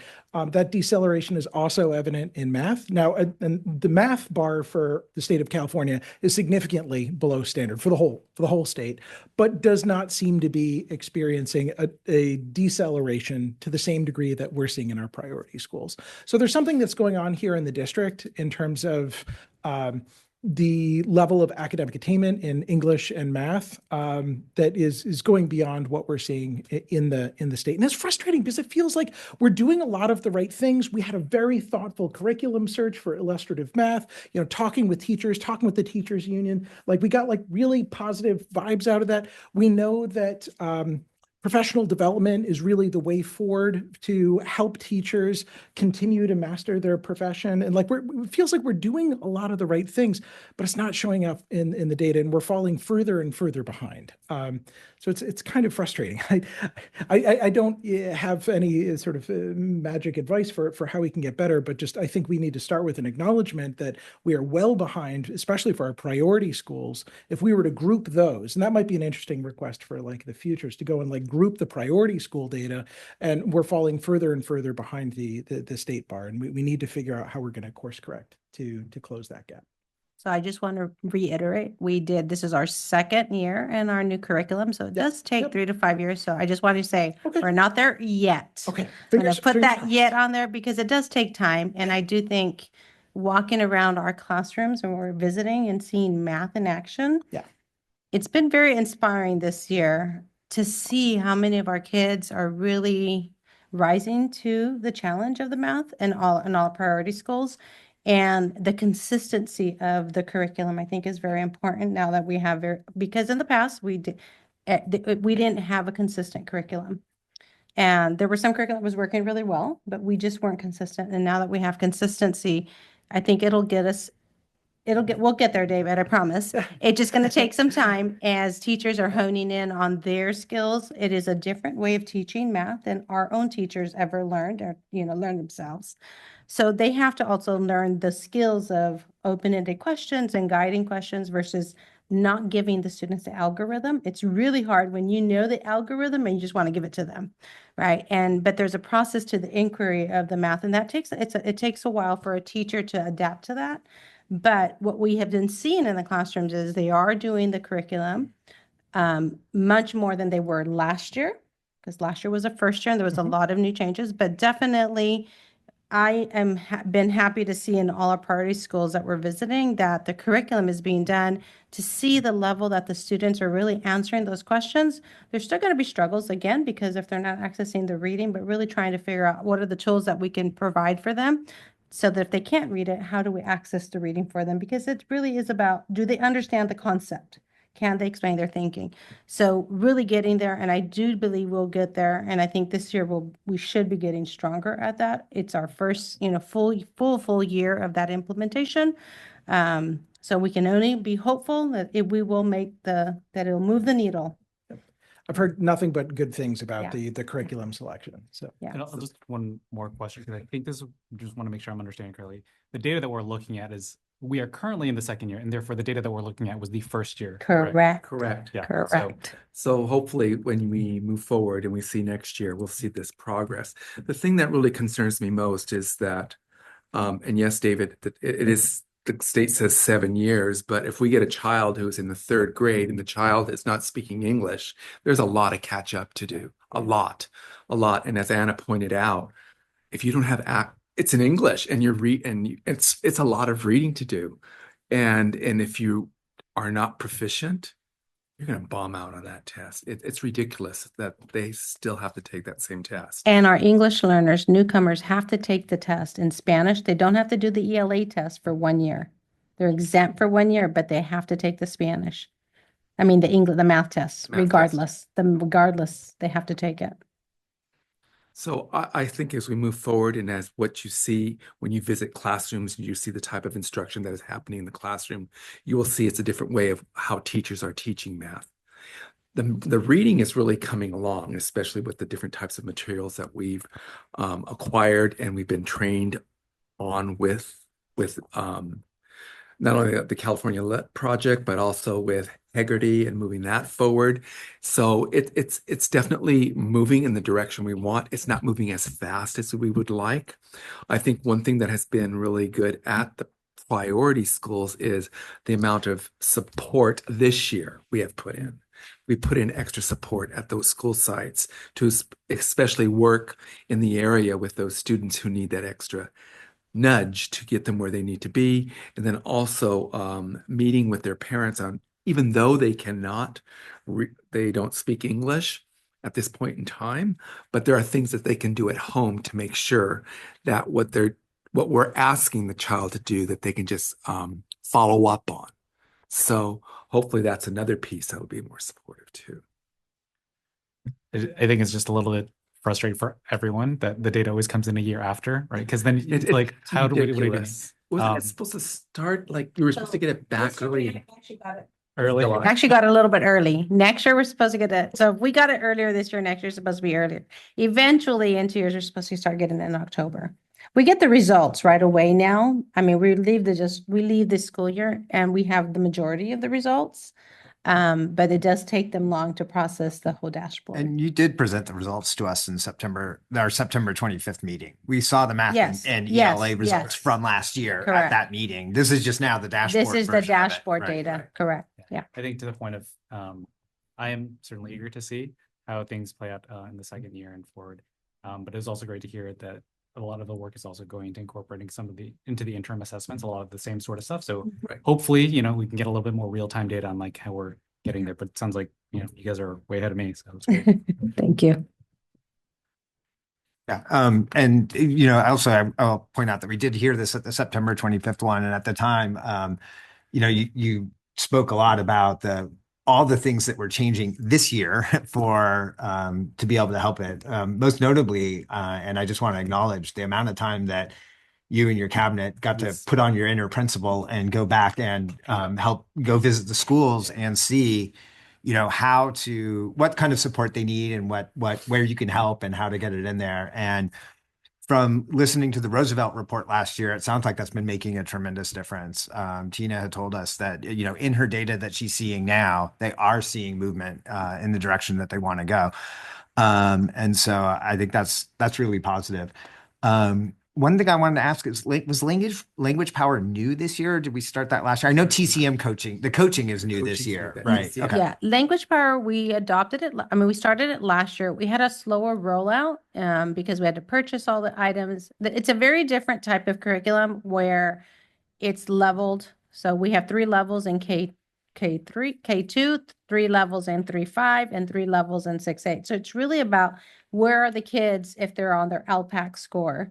If there are 1s, they're going to get level A. If there are 2, you get level 2. So it's about how you regroup. And so one of the things that the challenges last year was you have kids who are moving or, they're not stagnant, right? You have moving. So you're trying to see on their LP level, where do they need to go? Which unit? Where do we start them? If they're a high 1, we want them in the 2, right? So we don't want them just in the level 1. So it's looking at that. We were learning how that curriculum works. So there was a lot of work on that. We're still this year, we've fine-tuned it a lot better. We still have a lot to do to refine so that we start the year with the program, because it does take time to look at their levels and figure out the right kids in which group and who they do regrouping in the schools. And so making sure that all of that before we leave, our goal this year is that by the end of the year, principals leave, they'll have their groupings. They'll know, and so that we start the year right away with the right kits, because we've had movement of kits. And so because of the movement kits, you start with one, then you move to another because you may have whatever was identified. So, but this is our first full year again. Some still schools last year got their curriculum sort of like January because they were ordering they had got the wrong kits. And so we were waiting, but this is the first full year with it. Yeah. And the other thing is the regrouping that's occurring now, which didn't happen before, which is really good, where you have a grade level, say there's 3 teachers at a grade level, and they're each taking X level, Yeah. or making sure they don't have multiple levels in their classroom, and then cycle through those groups and do an analysis of the data after they've given a test, and then regroup again. So that's something that is also, that's very positive. That's Yeah. And I think we started a lot of that, Dr. Baker, last year of making sure in their schedules it was getting done. So one of the things the states is we need to make sure that if they're identified as English, they must have ELD. And so our Catherine has been super, Miss Rivera has been super about visiting classrooms. Is it happening when you say it's happening? What do we need to do? And so we're continuing that even through our educational rounds as well. So we're really seeing the consistency this year. We started last year, but really looking at it now because those kids deserve what they need to have and they need those supports. So we're really making sure that that's happening this year. So when you visit schools, ask for their schedules that they have. These schedules are relatively new. We have asked them to put schedules together and review the schedules with us. We sometimes make changes which are not appreciated, let's put it that way, but we want them to go in that direction, and we always explain why we want that. And sometimes they're not received well, but they move forward with it. And I said, let's try it. Let's work with that. And so we've been quite promised and successful with it. And then the professional learning community sound like they're, great support to be able to get everything aligned across grade levels. One of the things I think you'd mentioned in September was trying to align the formative tests with when they meet so that they'd have that information. Did that happen? Has that been effective? I mean, I don't know if you know yet, but. So we did in math, we haven't quite in math, we're sort of doing because this is our our second year in it, but one of the things that we've developed, I wouldn't say I developed, our math coach developed, was making sure we had certain, right before a report card, a certain assessment this year.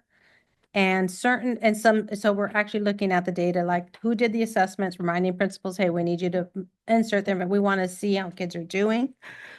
So that we can then start tracking that, looking at information, how are we doing on this chapter? So and our goal next year is that they will be doing these every so often.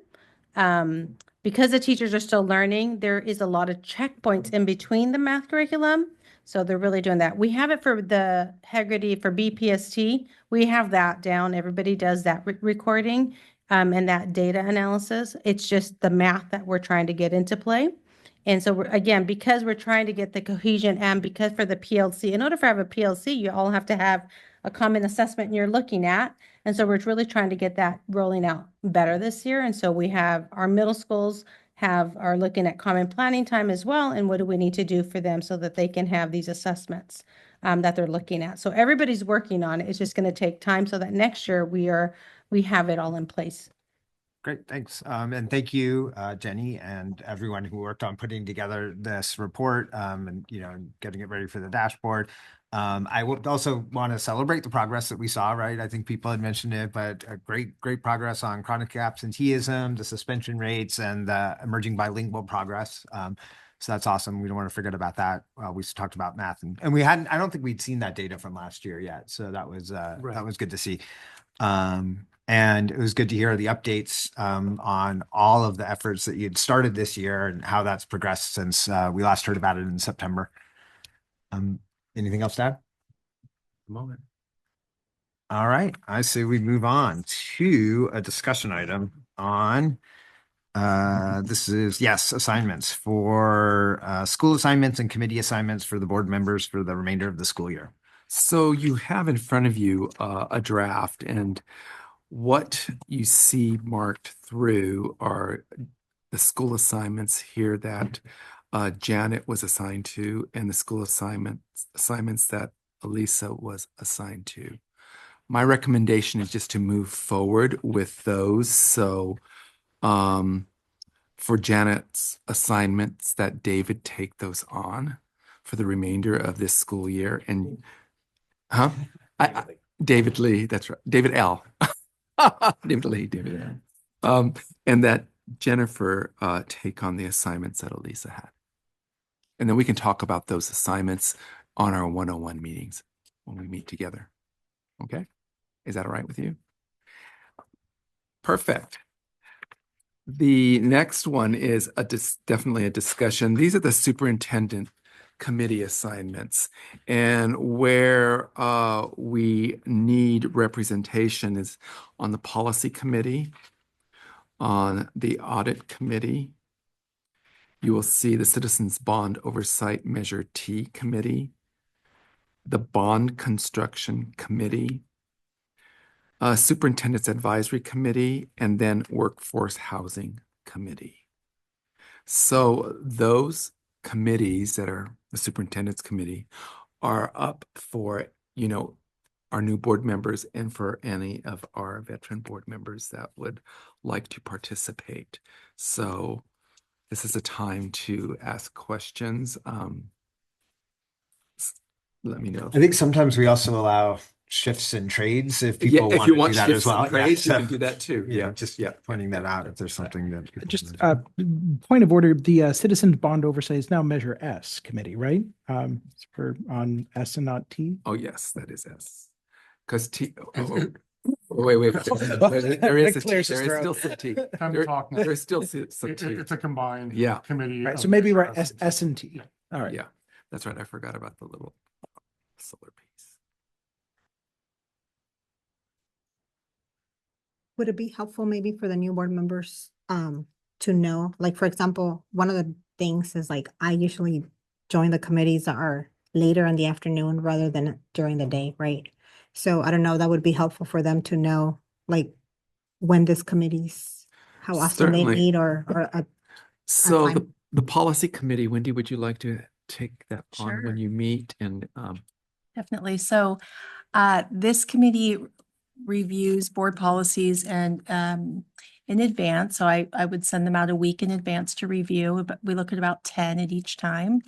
The meetings have been about an hour, but we might schedule them an hour and a half just to start off until we get our groove back here. And I'm very flexible on when we schedule it. So it's just if we calendar it, we strive for once a month. We've gone every 6 weeks and we don't meet over the summer, but in general, that has been our time frame that we have historically been using with the goal of bringing about 7 to 10 board policies to most board meetings throughout the year. questions? David? No questions. I'm interested. You're Just interested? start out there. Okay, perfect. I mean, I'll jump in and say that, I'd like to stay on the two bond committees, the construction committee and then the oversight one. And I'd like to join the workforce housing committee.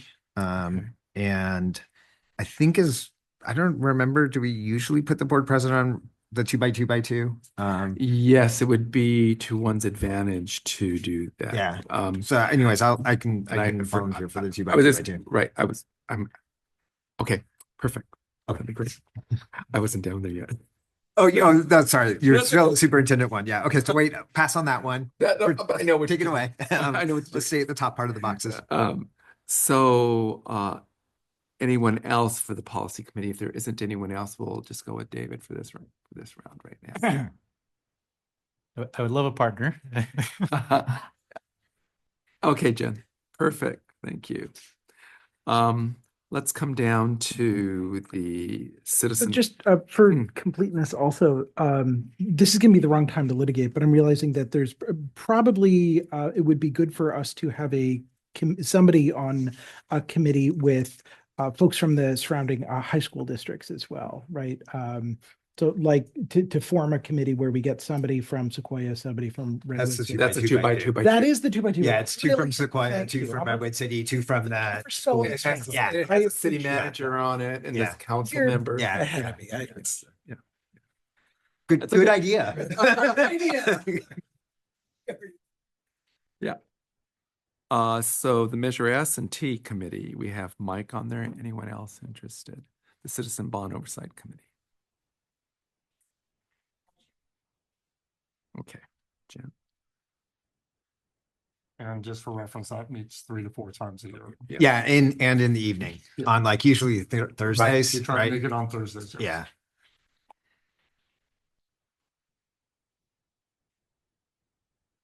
Bond Construction Committee. That normally meets, there for a while it was meeting every week. Right now, nothing is in motion at this point in time, but once it starts ramping up, it will be it will be every week because it'll be a board item at every board meeting, and I like to have that represented. And we haven't picked a time for that yet. Okay, good. So that's still negotiable? That's Okay. still Yeah, negotiable. great. That's still negotiable, but That Thursday time won't work. So. okay. Well, it'll be negotiable. Can you remind me what the induction, what does that entail? Wendy, I'm going to give that to you. This is a fun, feel-good committee working with, learning about our new teachers' progress and success through to meet their clear credential. It's up to 2 meetings a year, usually one in the fall, one in March for sure. That is no more than 2 hours. We try to keep it to an hour. And then there is the colloquium at the end of the year. That is a nice reflective get together about the success of the year and the teacher's progress. Sure, I'll join that.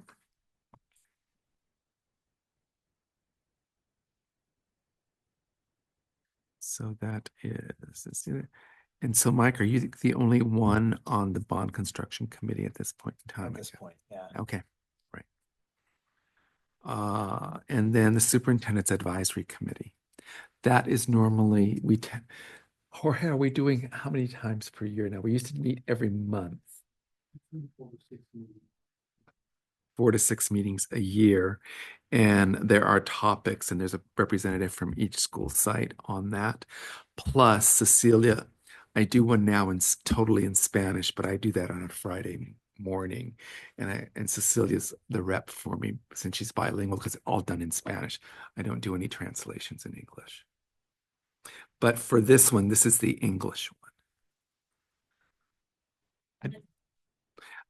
It normally, is it a Monday? It's a Monday normally, and we start at 6 o'clock.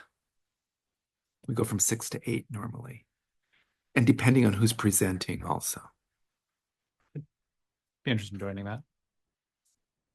David, Jen. Okay. All right. Workforce housing, we have Mike. All right.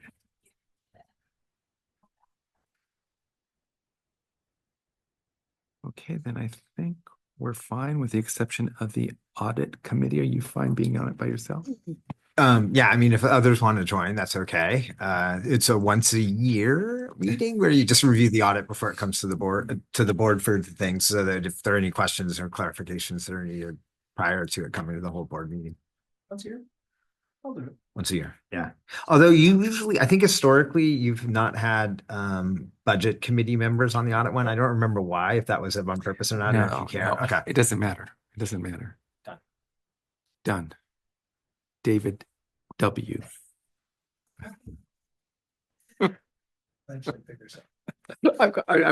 I'll wrap my head around it. And then while we're here, I've done 4 years on the LCAP. I love the LCAP committee. I'm happy to continue to do it, but it's a good one for. I was gonna say, I would love to take it, but I'm also don't want to take everything. You're okay, Dave? Yeah. David Lee. David. Double David on the LCAP. Okay. All right. Did I miss any? Evelyn. Perfect. All right, let's go on to board representatives. Redwood City Together, that's an organization which is a collaborative among not only the Redwood City School District, the Sequoia School District, Sequoia Healthcare District. There are a lot of different entities. Kaiser's with us, Sequoia, no Dignity Health. There's other, the county health is there. There are a lot of different representatives from the county that make up this collaborative. It meets, I think it's 3 times a year. And it's normally on Thursdays from 9 to 10:30.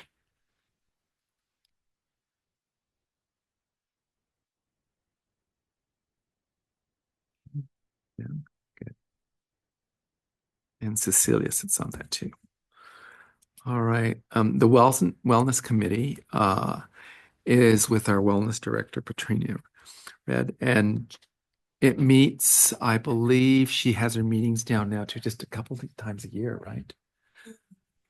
Yeah, 2, maybe 3 times a year, and for a few hours. And she is funded, the majority of the matter and how she's funded is through the Sequoia Healthcare District. And there are different initiatives that we have that move forward in this district that are under this wellness department. And anyone interested? And they normally meet in the afternoons. It's okay, Jen. Anyone else? It'll just, you okay? Sure. Okay, David. Awesome. David L.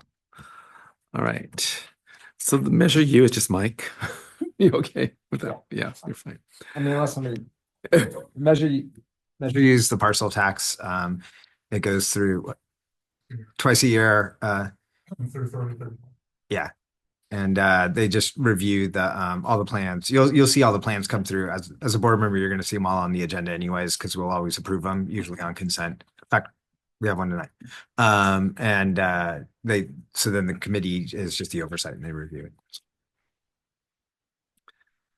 I'm fine. Yeah. Okay. Go ahead. 2 by 2 by 2.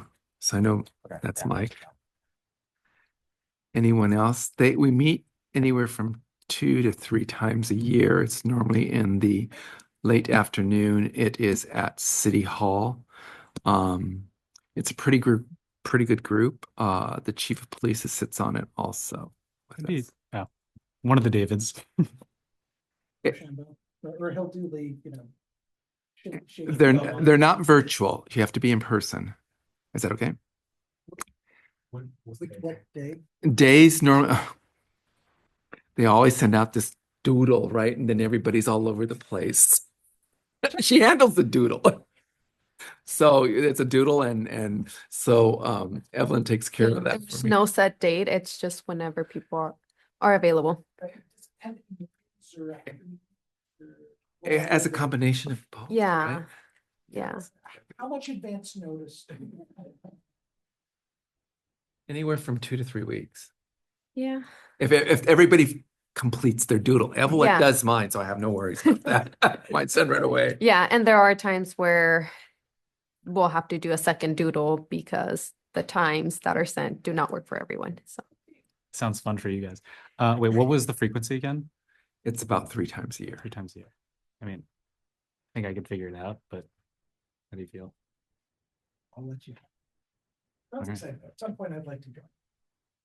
Okay, David L. Okay. Stanford University RCSD committee. We haven't done one really. I was going to say, I was very excited to join as a Stanford alum, and I don't think we've met once. Probably not, because I still need to check with Stanford, because the meetings that I go to have to deal with the collaborative that we're part of with them, and the collaborative we meet several times a year. And then all the other pieces with this group are the relationships that we have with Stanford. One being mental health, the other one being community schools, and the other one being long-term English language learners. So, but it hasn't, this one has not met, this one here. Let me check into that. Yeah. And then the Chamber of San Mateo County Education Committee, it's every month. It's the first Wednesday of every month at 12 o'clock. It's all virtual. And I'll point out that historically you only had one person on it. Historically, but Janet, right. when Janet was worried that she wasn't going to be able to go, she asked for someone else to join Right. as well. But Right. so we can get two or stay. And then But if one someone's can't make interested, it, the other yeah, one can by all make it. means, sign up. Joan Dentler is there, Mario was there. They're always doing reports from state legislation, and we always have to do, superintendents out of there need to do education updates, what's happening in the district.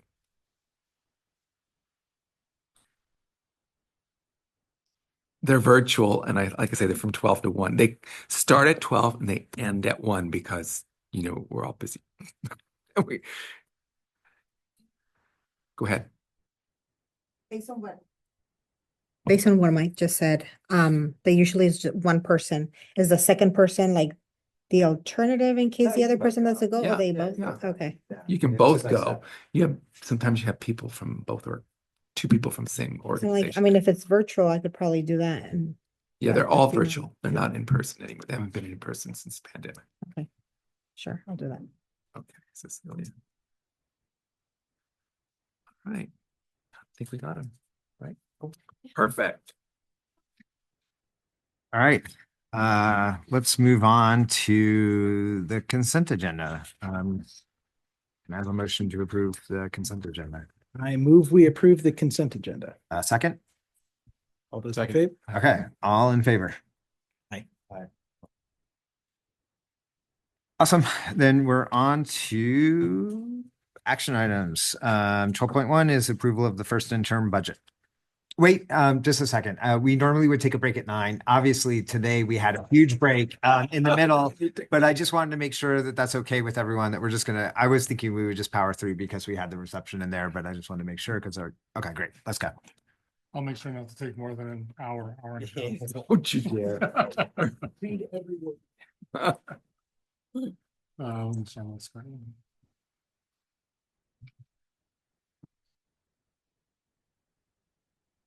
And can I say something before you begin? Sure. Just because now we don't have the old board members. Are we supposed to vote on how much time we're gonna extend past 9 o'clock? That's at 10. That's a 10. Okay. 10, yeah. Okay, see? Break at 9, extension at 10. Okay. Yeah.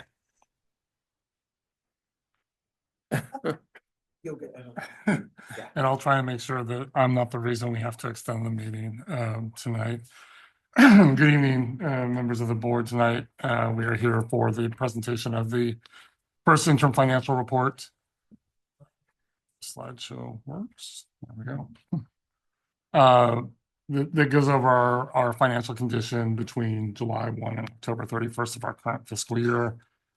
This falls in line with the annual budget cycle that you see up on the screen. Highlighted at step number 4 is the first interim report. Our annual budget cycle starts at step 1 with the budget and LCAP adoption, which includes a public hearing in June, going through unaudited actuals till we get till tonight. Starting in January, we'll expect the governor's proposed budget. Then going into the second interim report in March that covers expenditures between July 1 and January 31st. Excuse me. And then we start budget development again to start the cycle over once again in June with the same cycle going forward with the public hearings and the annual adoption. Overview of the first interim, I'll go through this briefly. Education Code 42-130 requires that we have a report for the first interim that covers July 1 through October 31st, as I said. The second interim report through January 31st. And then if we're in the position where we self-certify as qualified or negative at second interim, we would then be required to provide for approval a third interim report that covers through April 30th. Each interim report, not at budget adoption, we do self-certify, either positive, qualified, or negative. Positive means we can meet our financial obligations in the current plus our 2 out years. Qualified means we may not, and negative is saying that we will not, essentially for that. So going to the end of the presentation right now, so to speak, we are certifying our first interim report for fiscal year 24-25 as positive. So as we start this and we go down this, we build the budget, we look at the first interim and second interim based on assumptions of the current year and the 2 out years. On here are some of the assumptions that we used in the creation of the first interim. I will note that for 24-25, any numbers that could be updated at this point have been and incorporated into the first interim, such as district enrollment, that we used our number based off of our data day, or referred to as CBEDS Day, as the first Wednesday in October, as well as our unduplicated pupil percentage. Our LCFF funding COLA remained unchanged from the assumptions that were made in the fall. Our CalSTRS and CalPERS employer contribution rate to our retirement systems. This CalSTRS remains the same at 19.1%. CalPERS employer rate was updated during this time. Step and column is traditionally 1.5%, which covers movement on the salary schedules. And then as people retire or leave the district, new employees coming in with a blended average of about 1.5%. Our property tax increase, which is notable to a district, we are a community funded district, which is different than an LCFF or local control funding formula district, where our property taxes meet or exceed the amount the state would have funded the district on a per pupil basis. So we closely monitor this. Our first property tax report of the 24-25 fiscal year puts us at about 4.02% increase in property tax. So we are seeing a revenue increase, not quite as high as we made the assumption at budget adoption of 5%. We are at this point, with the information we have, staying with 5% in our 2 out years. And that'll be subject to change. Likely will not increase, but would go down if we have better information when the second interim or budget adoption comes, where we would update those numbers. Now going into Fund 01, which is also known as our general fund. This is the bulk of our spending in the school district. These are the revenues, adopted budget, or first interim compared to adopted budget. So remember that the adopted budget, the public hearing is in early June. The adoption is in later June.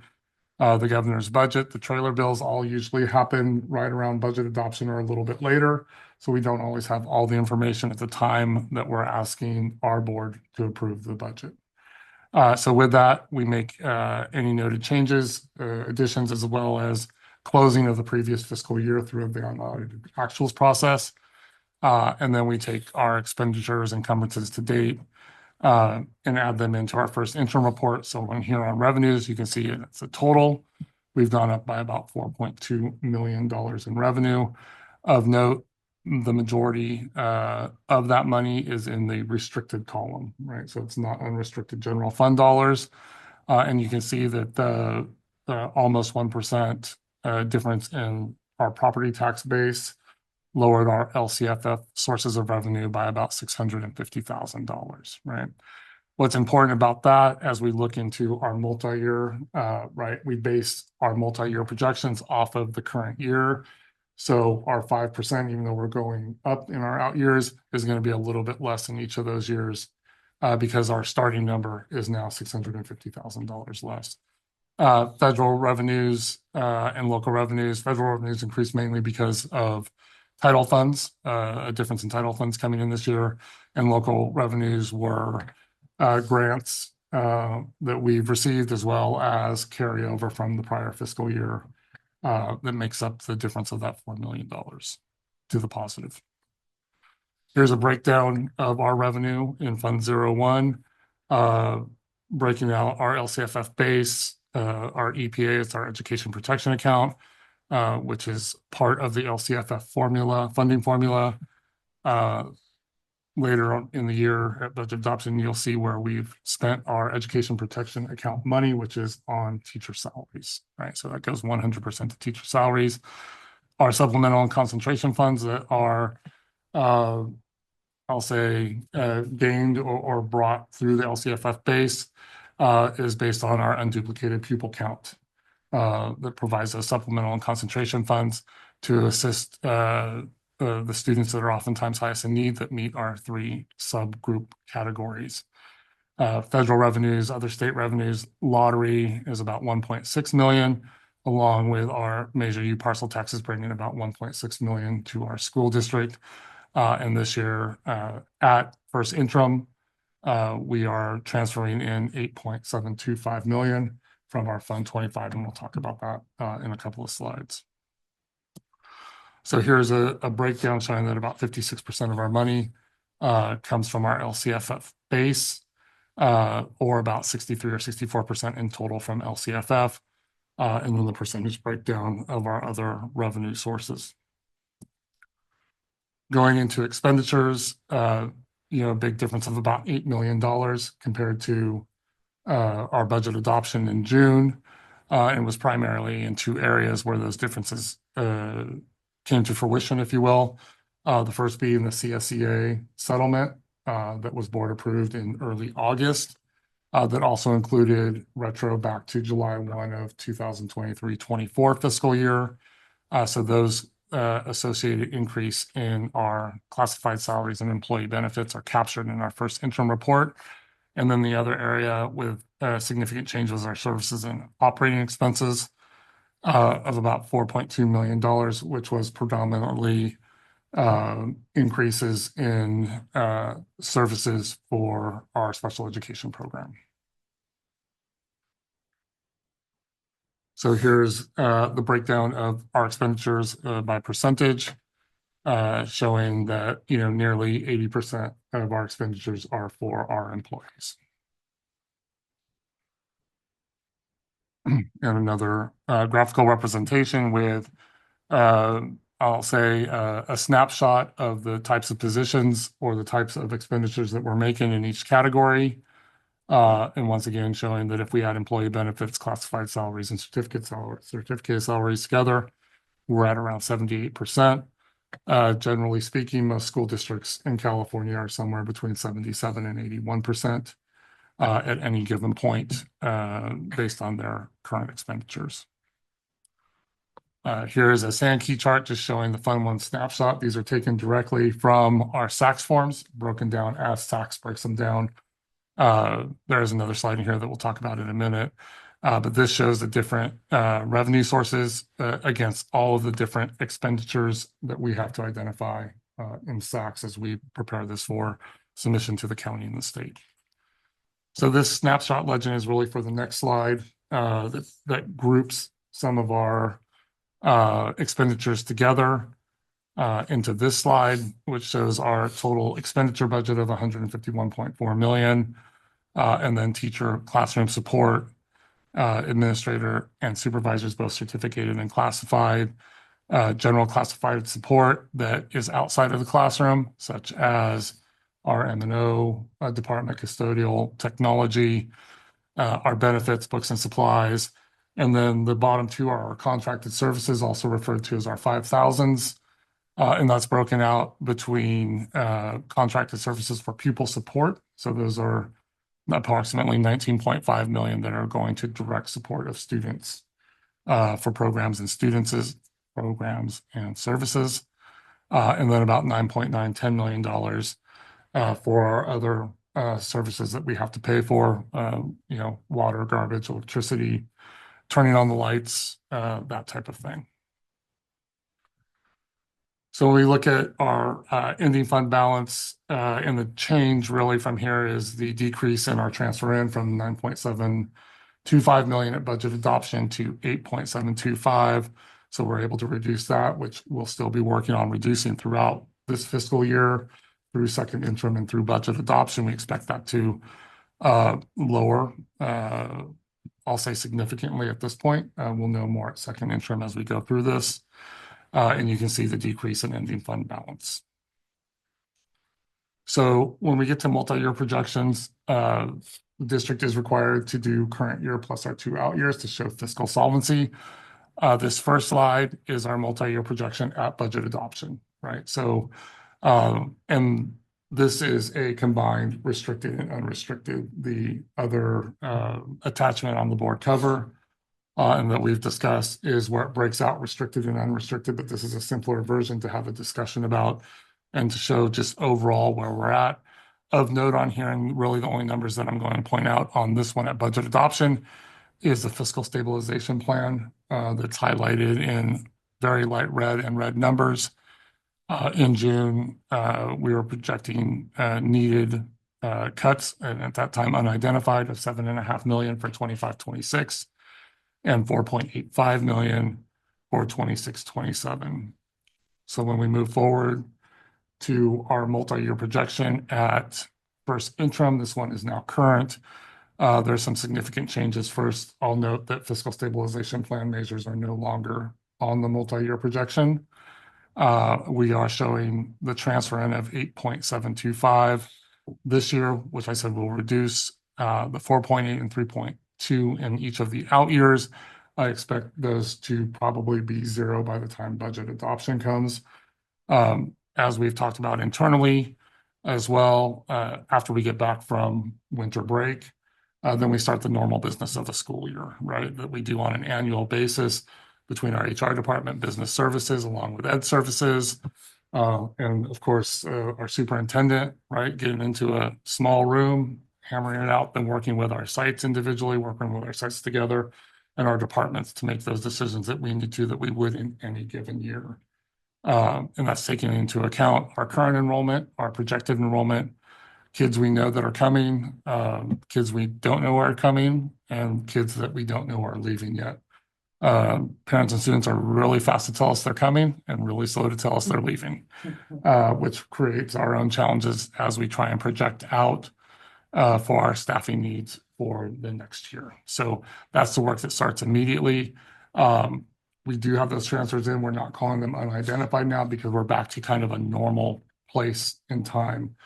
The work that staff did, all of us here, our school sites, our principals, our school site committees, and that was brought to the board last week for approval with the one budget renewal process that was also approved along with the PKSs that came. Really helped our budget when we look at our multi-year, right? Not a lot in the current year. There was some savings, but really what we did was we eliminated the one-time funds that we had no more of after this year, right? So some of those positions that were one-time funded went away through the PKS process. And because of the work done with the school sites, some school sites decided not to do other programs and services and keep some of those programs and services. But we've accounted for, I would say, 97, 98% right now, and we're still going through it to make sure that we have 100% of the one-time money eliminated from the future budget, right? That's going to help us be more stable as we go forward. And we go back to, I know I've already said it once or twice, but kind of that normal process in a school year that we go through every January and February in preparation for March and in preparation for the next school year. So with this, what was approved last week has been taken out of our 25-26 fiscal year, as well as our 26-27 fiscal year, which dramatically changes our picture as we look forward to the better, right? It doesn't mean we're free and clear and we have no work to do, but the work is a little bit different now, and we get to move forward and try and do the best we can for all of our students by providing all the necessary resources and programs, both that we want to do and those that we are legally required to do. And that's the work that continues. So when we go into this, you can see on here, the ending balance in each of those out years. It says combined, unrestricted and restricted. Our unrestricted ending fund balance is pretty stable or pretty flat through these 3 years, which is really determining health of our district. We are able to meet the reserve for economic uncertainty in each of these 3 years at 4.5, 4.3, and 4.4 million respectively. One of the questions and discussions we had is the board mandated reserve, which we're working towards that again. We'll have further discussions with the board about that in the future. But as a community funded district, it will be important if we can start putting money back into that in order to have that stability when we have fluctuations in property taxes. that we're counting on an annual basis, but don't always materialize, right? We're still fortunate that we're continuing up, but even, 1 or 2% could make a difference if we're looking at funding positions with that and keeping programs and services operable. Going forward into this is our expected balances at the end of 24-25 for our funds 12 through 40. I will make note of just one on here. That's our cafeteria fund, where you see quite a big difference in comparison to other years of minus 1.2 million between now and then. A couple of things are happening. One, we have a large fund balance traditionally in that fund, and we've made a complete 180 in our CNS program this year. Before, we were contracting out for the majority of our services other than our employees at the school sites. But we've gone to from contracting out for our food service to 100% self-operating food service. We are bringing in higher quality foods.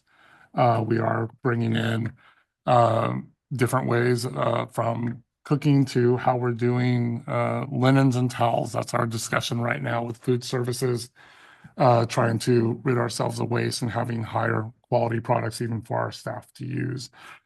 So the work going on there, the budget work there, the initial outlay of funds for that. But one thing we are seeing, and we'll have numbers to share with the board, probably late winter, early spring, we are seeing, anywhere between a 15 and 25% increase in participation rate at school sites, which is huge, right? On a year-over-year basis, which will bring in more money to the program as well. So we're going to pay more to get higher quality, but we're also increasing our participation rates, which will bring in more money for the program. So right now we're spending a little bit more than we're bringing in, but if we can see this continued trend of upward participation, it's a positive for that program. And I think we're doing some really neat things there that we haven't been able to do in the district before. Change is slow, but it's making an impact already. Then going on, areas to monitor. As always, we have negotiations that will start again with both of our bargaining units, I believe, both in February, Wendy, if I'm correct. We've fully expended the one-time funds as of this year. We've taken action for that last time, but we still have to make sure we've got everything. We're going through and checking everything twice, so to speak. Enrollment's going to be a big one, and we'll start that as soon as we get back, along with Jorge and his teams on what they're seeing, and then looking at our demographer reports and making decisions about school sites, classrooms, and grade levels, which directly impacts staffing. And then we'll eagerly await the anticipated state budget, really for specialized programs and services that it may fund more so than the LCFF COLA, which will be included in that because of our basic aid or community funded status.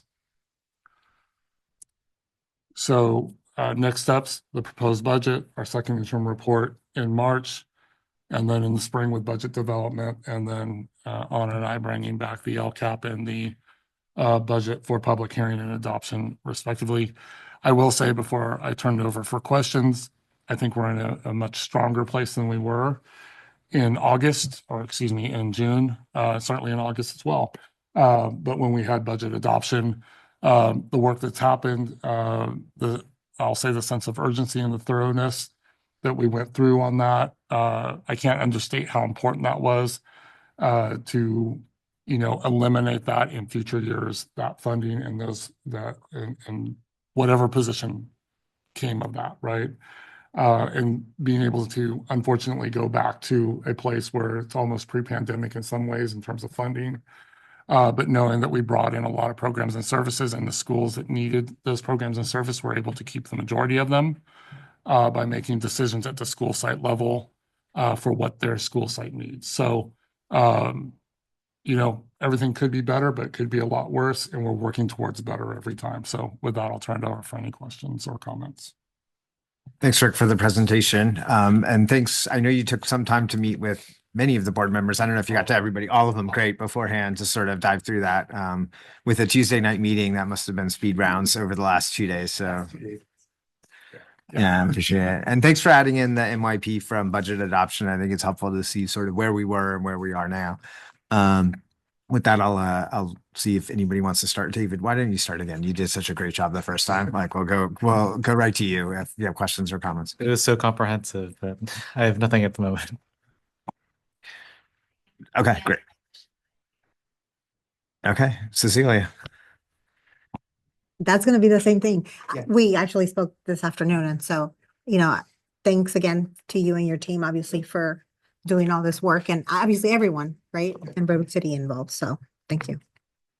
Great to see all the hard work of getting to something that we can stand by and that can be a path forward for stabilized budget for the district. Something that that Rick and I talked about was just sort of like refresher for members of the public that because we're funded by property taxes, that funding increases generally when properties turn over because property taxes are capped in their increase year over year. So we count on turnover, but we've got high interest rates right now on mortgages, which means the rate at which properties are turning over is low because not a lot of people are super excited to finance a 30-year mortgage at like a 7% interest rate.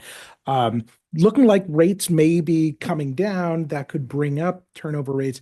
The actual value of real estate property seems like it's holding pretty well. Turns out people want to live here in the Bay Area. Housing stock's relatively restricted. So things have held their value. And I have some hope that rates will come down and that we'll be able to see more turnover. And that'll in turn provide more funding for our school district. Yeah, the budget renewal initiative that you all ran, it was, it's kind of a big significant step from the budget adoption to, it sort of lets us stabilize it in the MYP. So that was great. So thank you, staff and leadership. And I know it was pushed out to the sites, of identifying it and really making these decisions while keeping student learning really at the center, student learning and wellness actually at the forefront. And it's encouraging that it gives us goes back to the normal kind of planning that you keep saying, and it gives us kind of a breathing room to really think about like strategically how we want to deal with the budget. And so that's good. At the same time, though, we are still deficit spending. It's still predicted to be deficit spending. So I don't think that, it's always like, we have to keep it, just means that we have to keep a focus on it and make sure that the diligence is there. And there's probably still room for further optimizations in the future. But obviously we don't have to do it now. And then there's still room for advocacy for people that want to get involved. If you see sort of the rates of CalPERS, notably CalSTRS too, in the past, the state has taken action to help reduce that burden on school districts. And that's an opportunity to sort of say, hey, is there something that can happen there to help out for schools here? Anyways, I look forward to, continuing these conversations in the future. Thanks. Thank you. This is an action item, so we need to approve the interim budget. Does anyone want to make a motion to approve it? I move we approve the interim budget. Is there a second? Second. All in favor? Aye. Perfect. Okay, board and superintendent reports. Does anybody have anything to report? We met just last Wednesday. Yeah, great. Perfect. Awesome. Just a quick little thing. So I actually went with Elisa to Clifford this morning. I'd never been to a K-8 school before, so that was an interesting experience for me. But that made me think about a question for Anna. The dashboard, is that just K-5 or is that K-8? It's K-8 for us. Do we ever split it that we look at K-5 and look at middle school separately? Not in the K-8s, but just as comprehensive. We can, Jenny would have to disaggregate just the 6 to 8 to see the differences.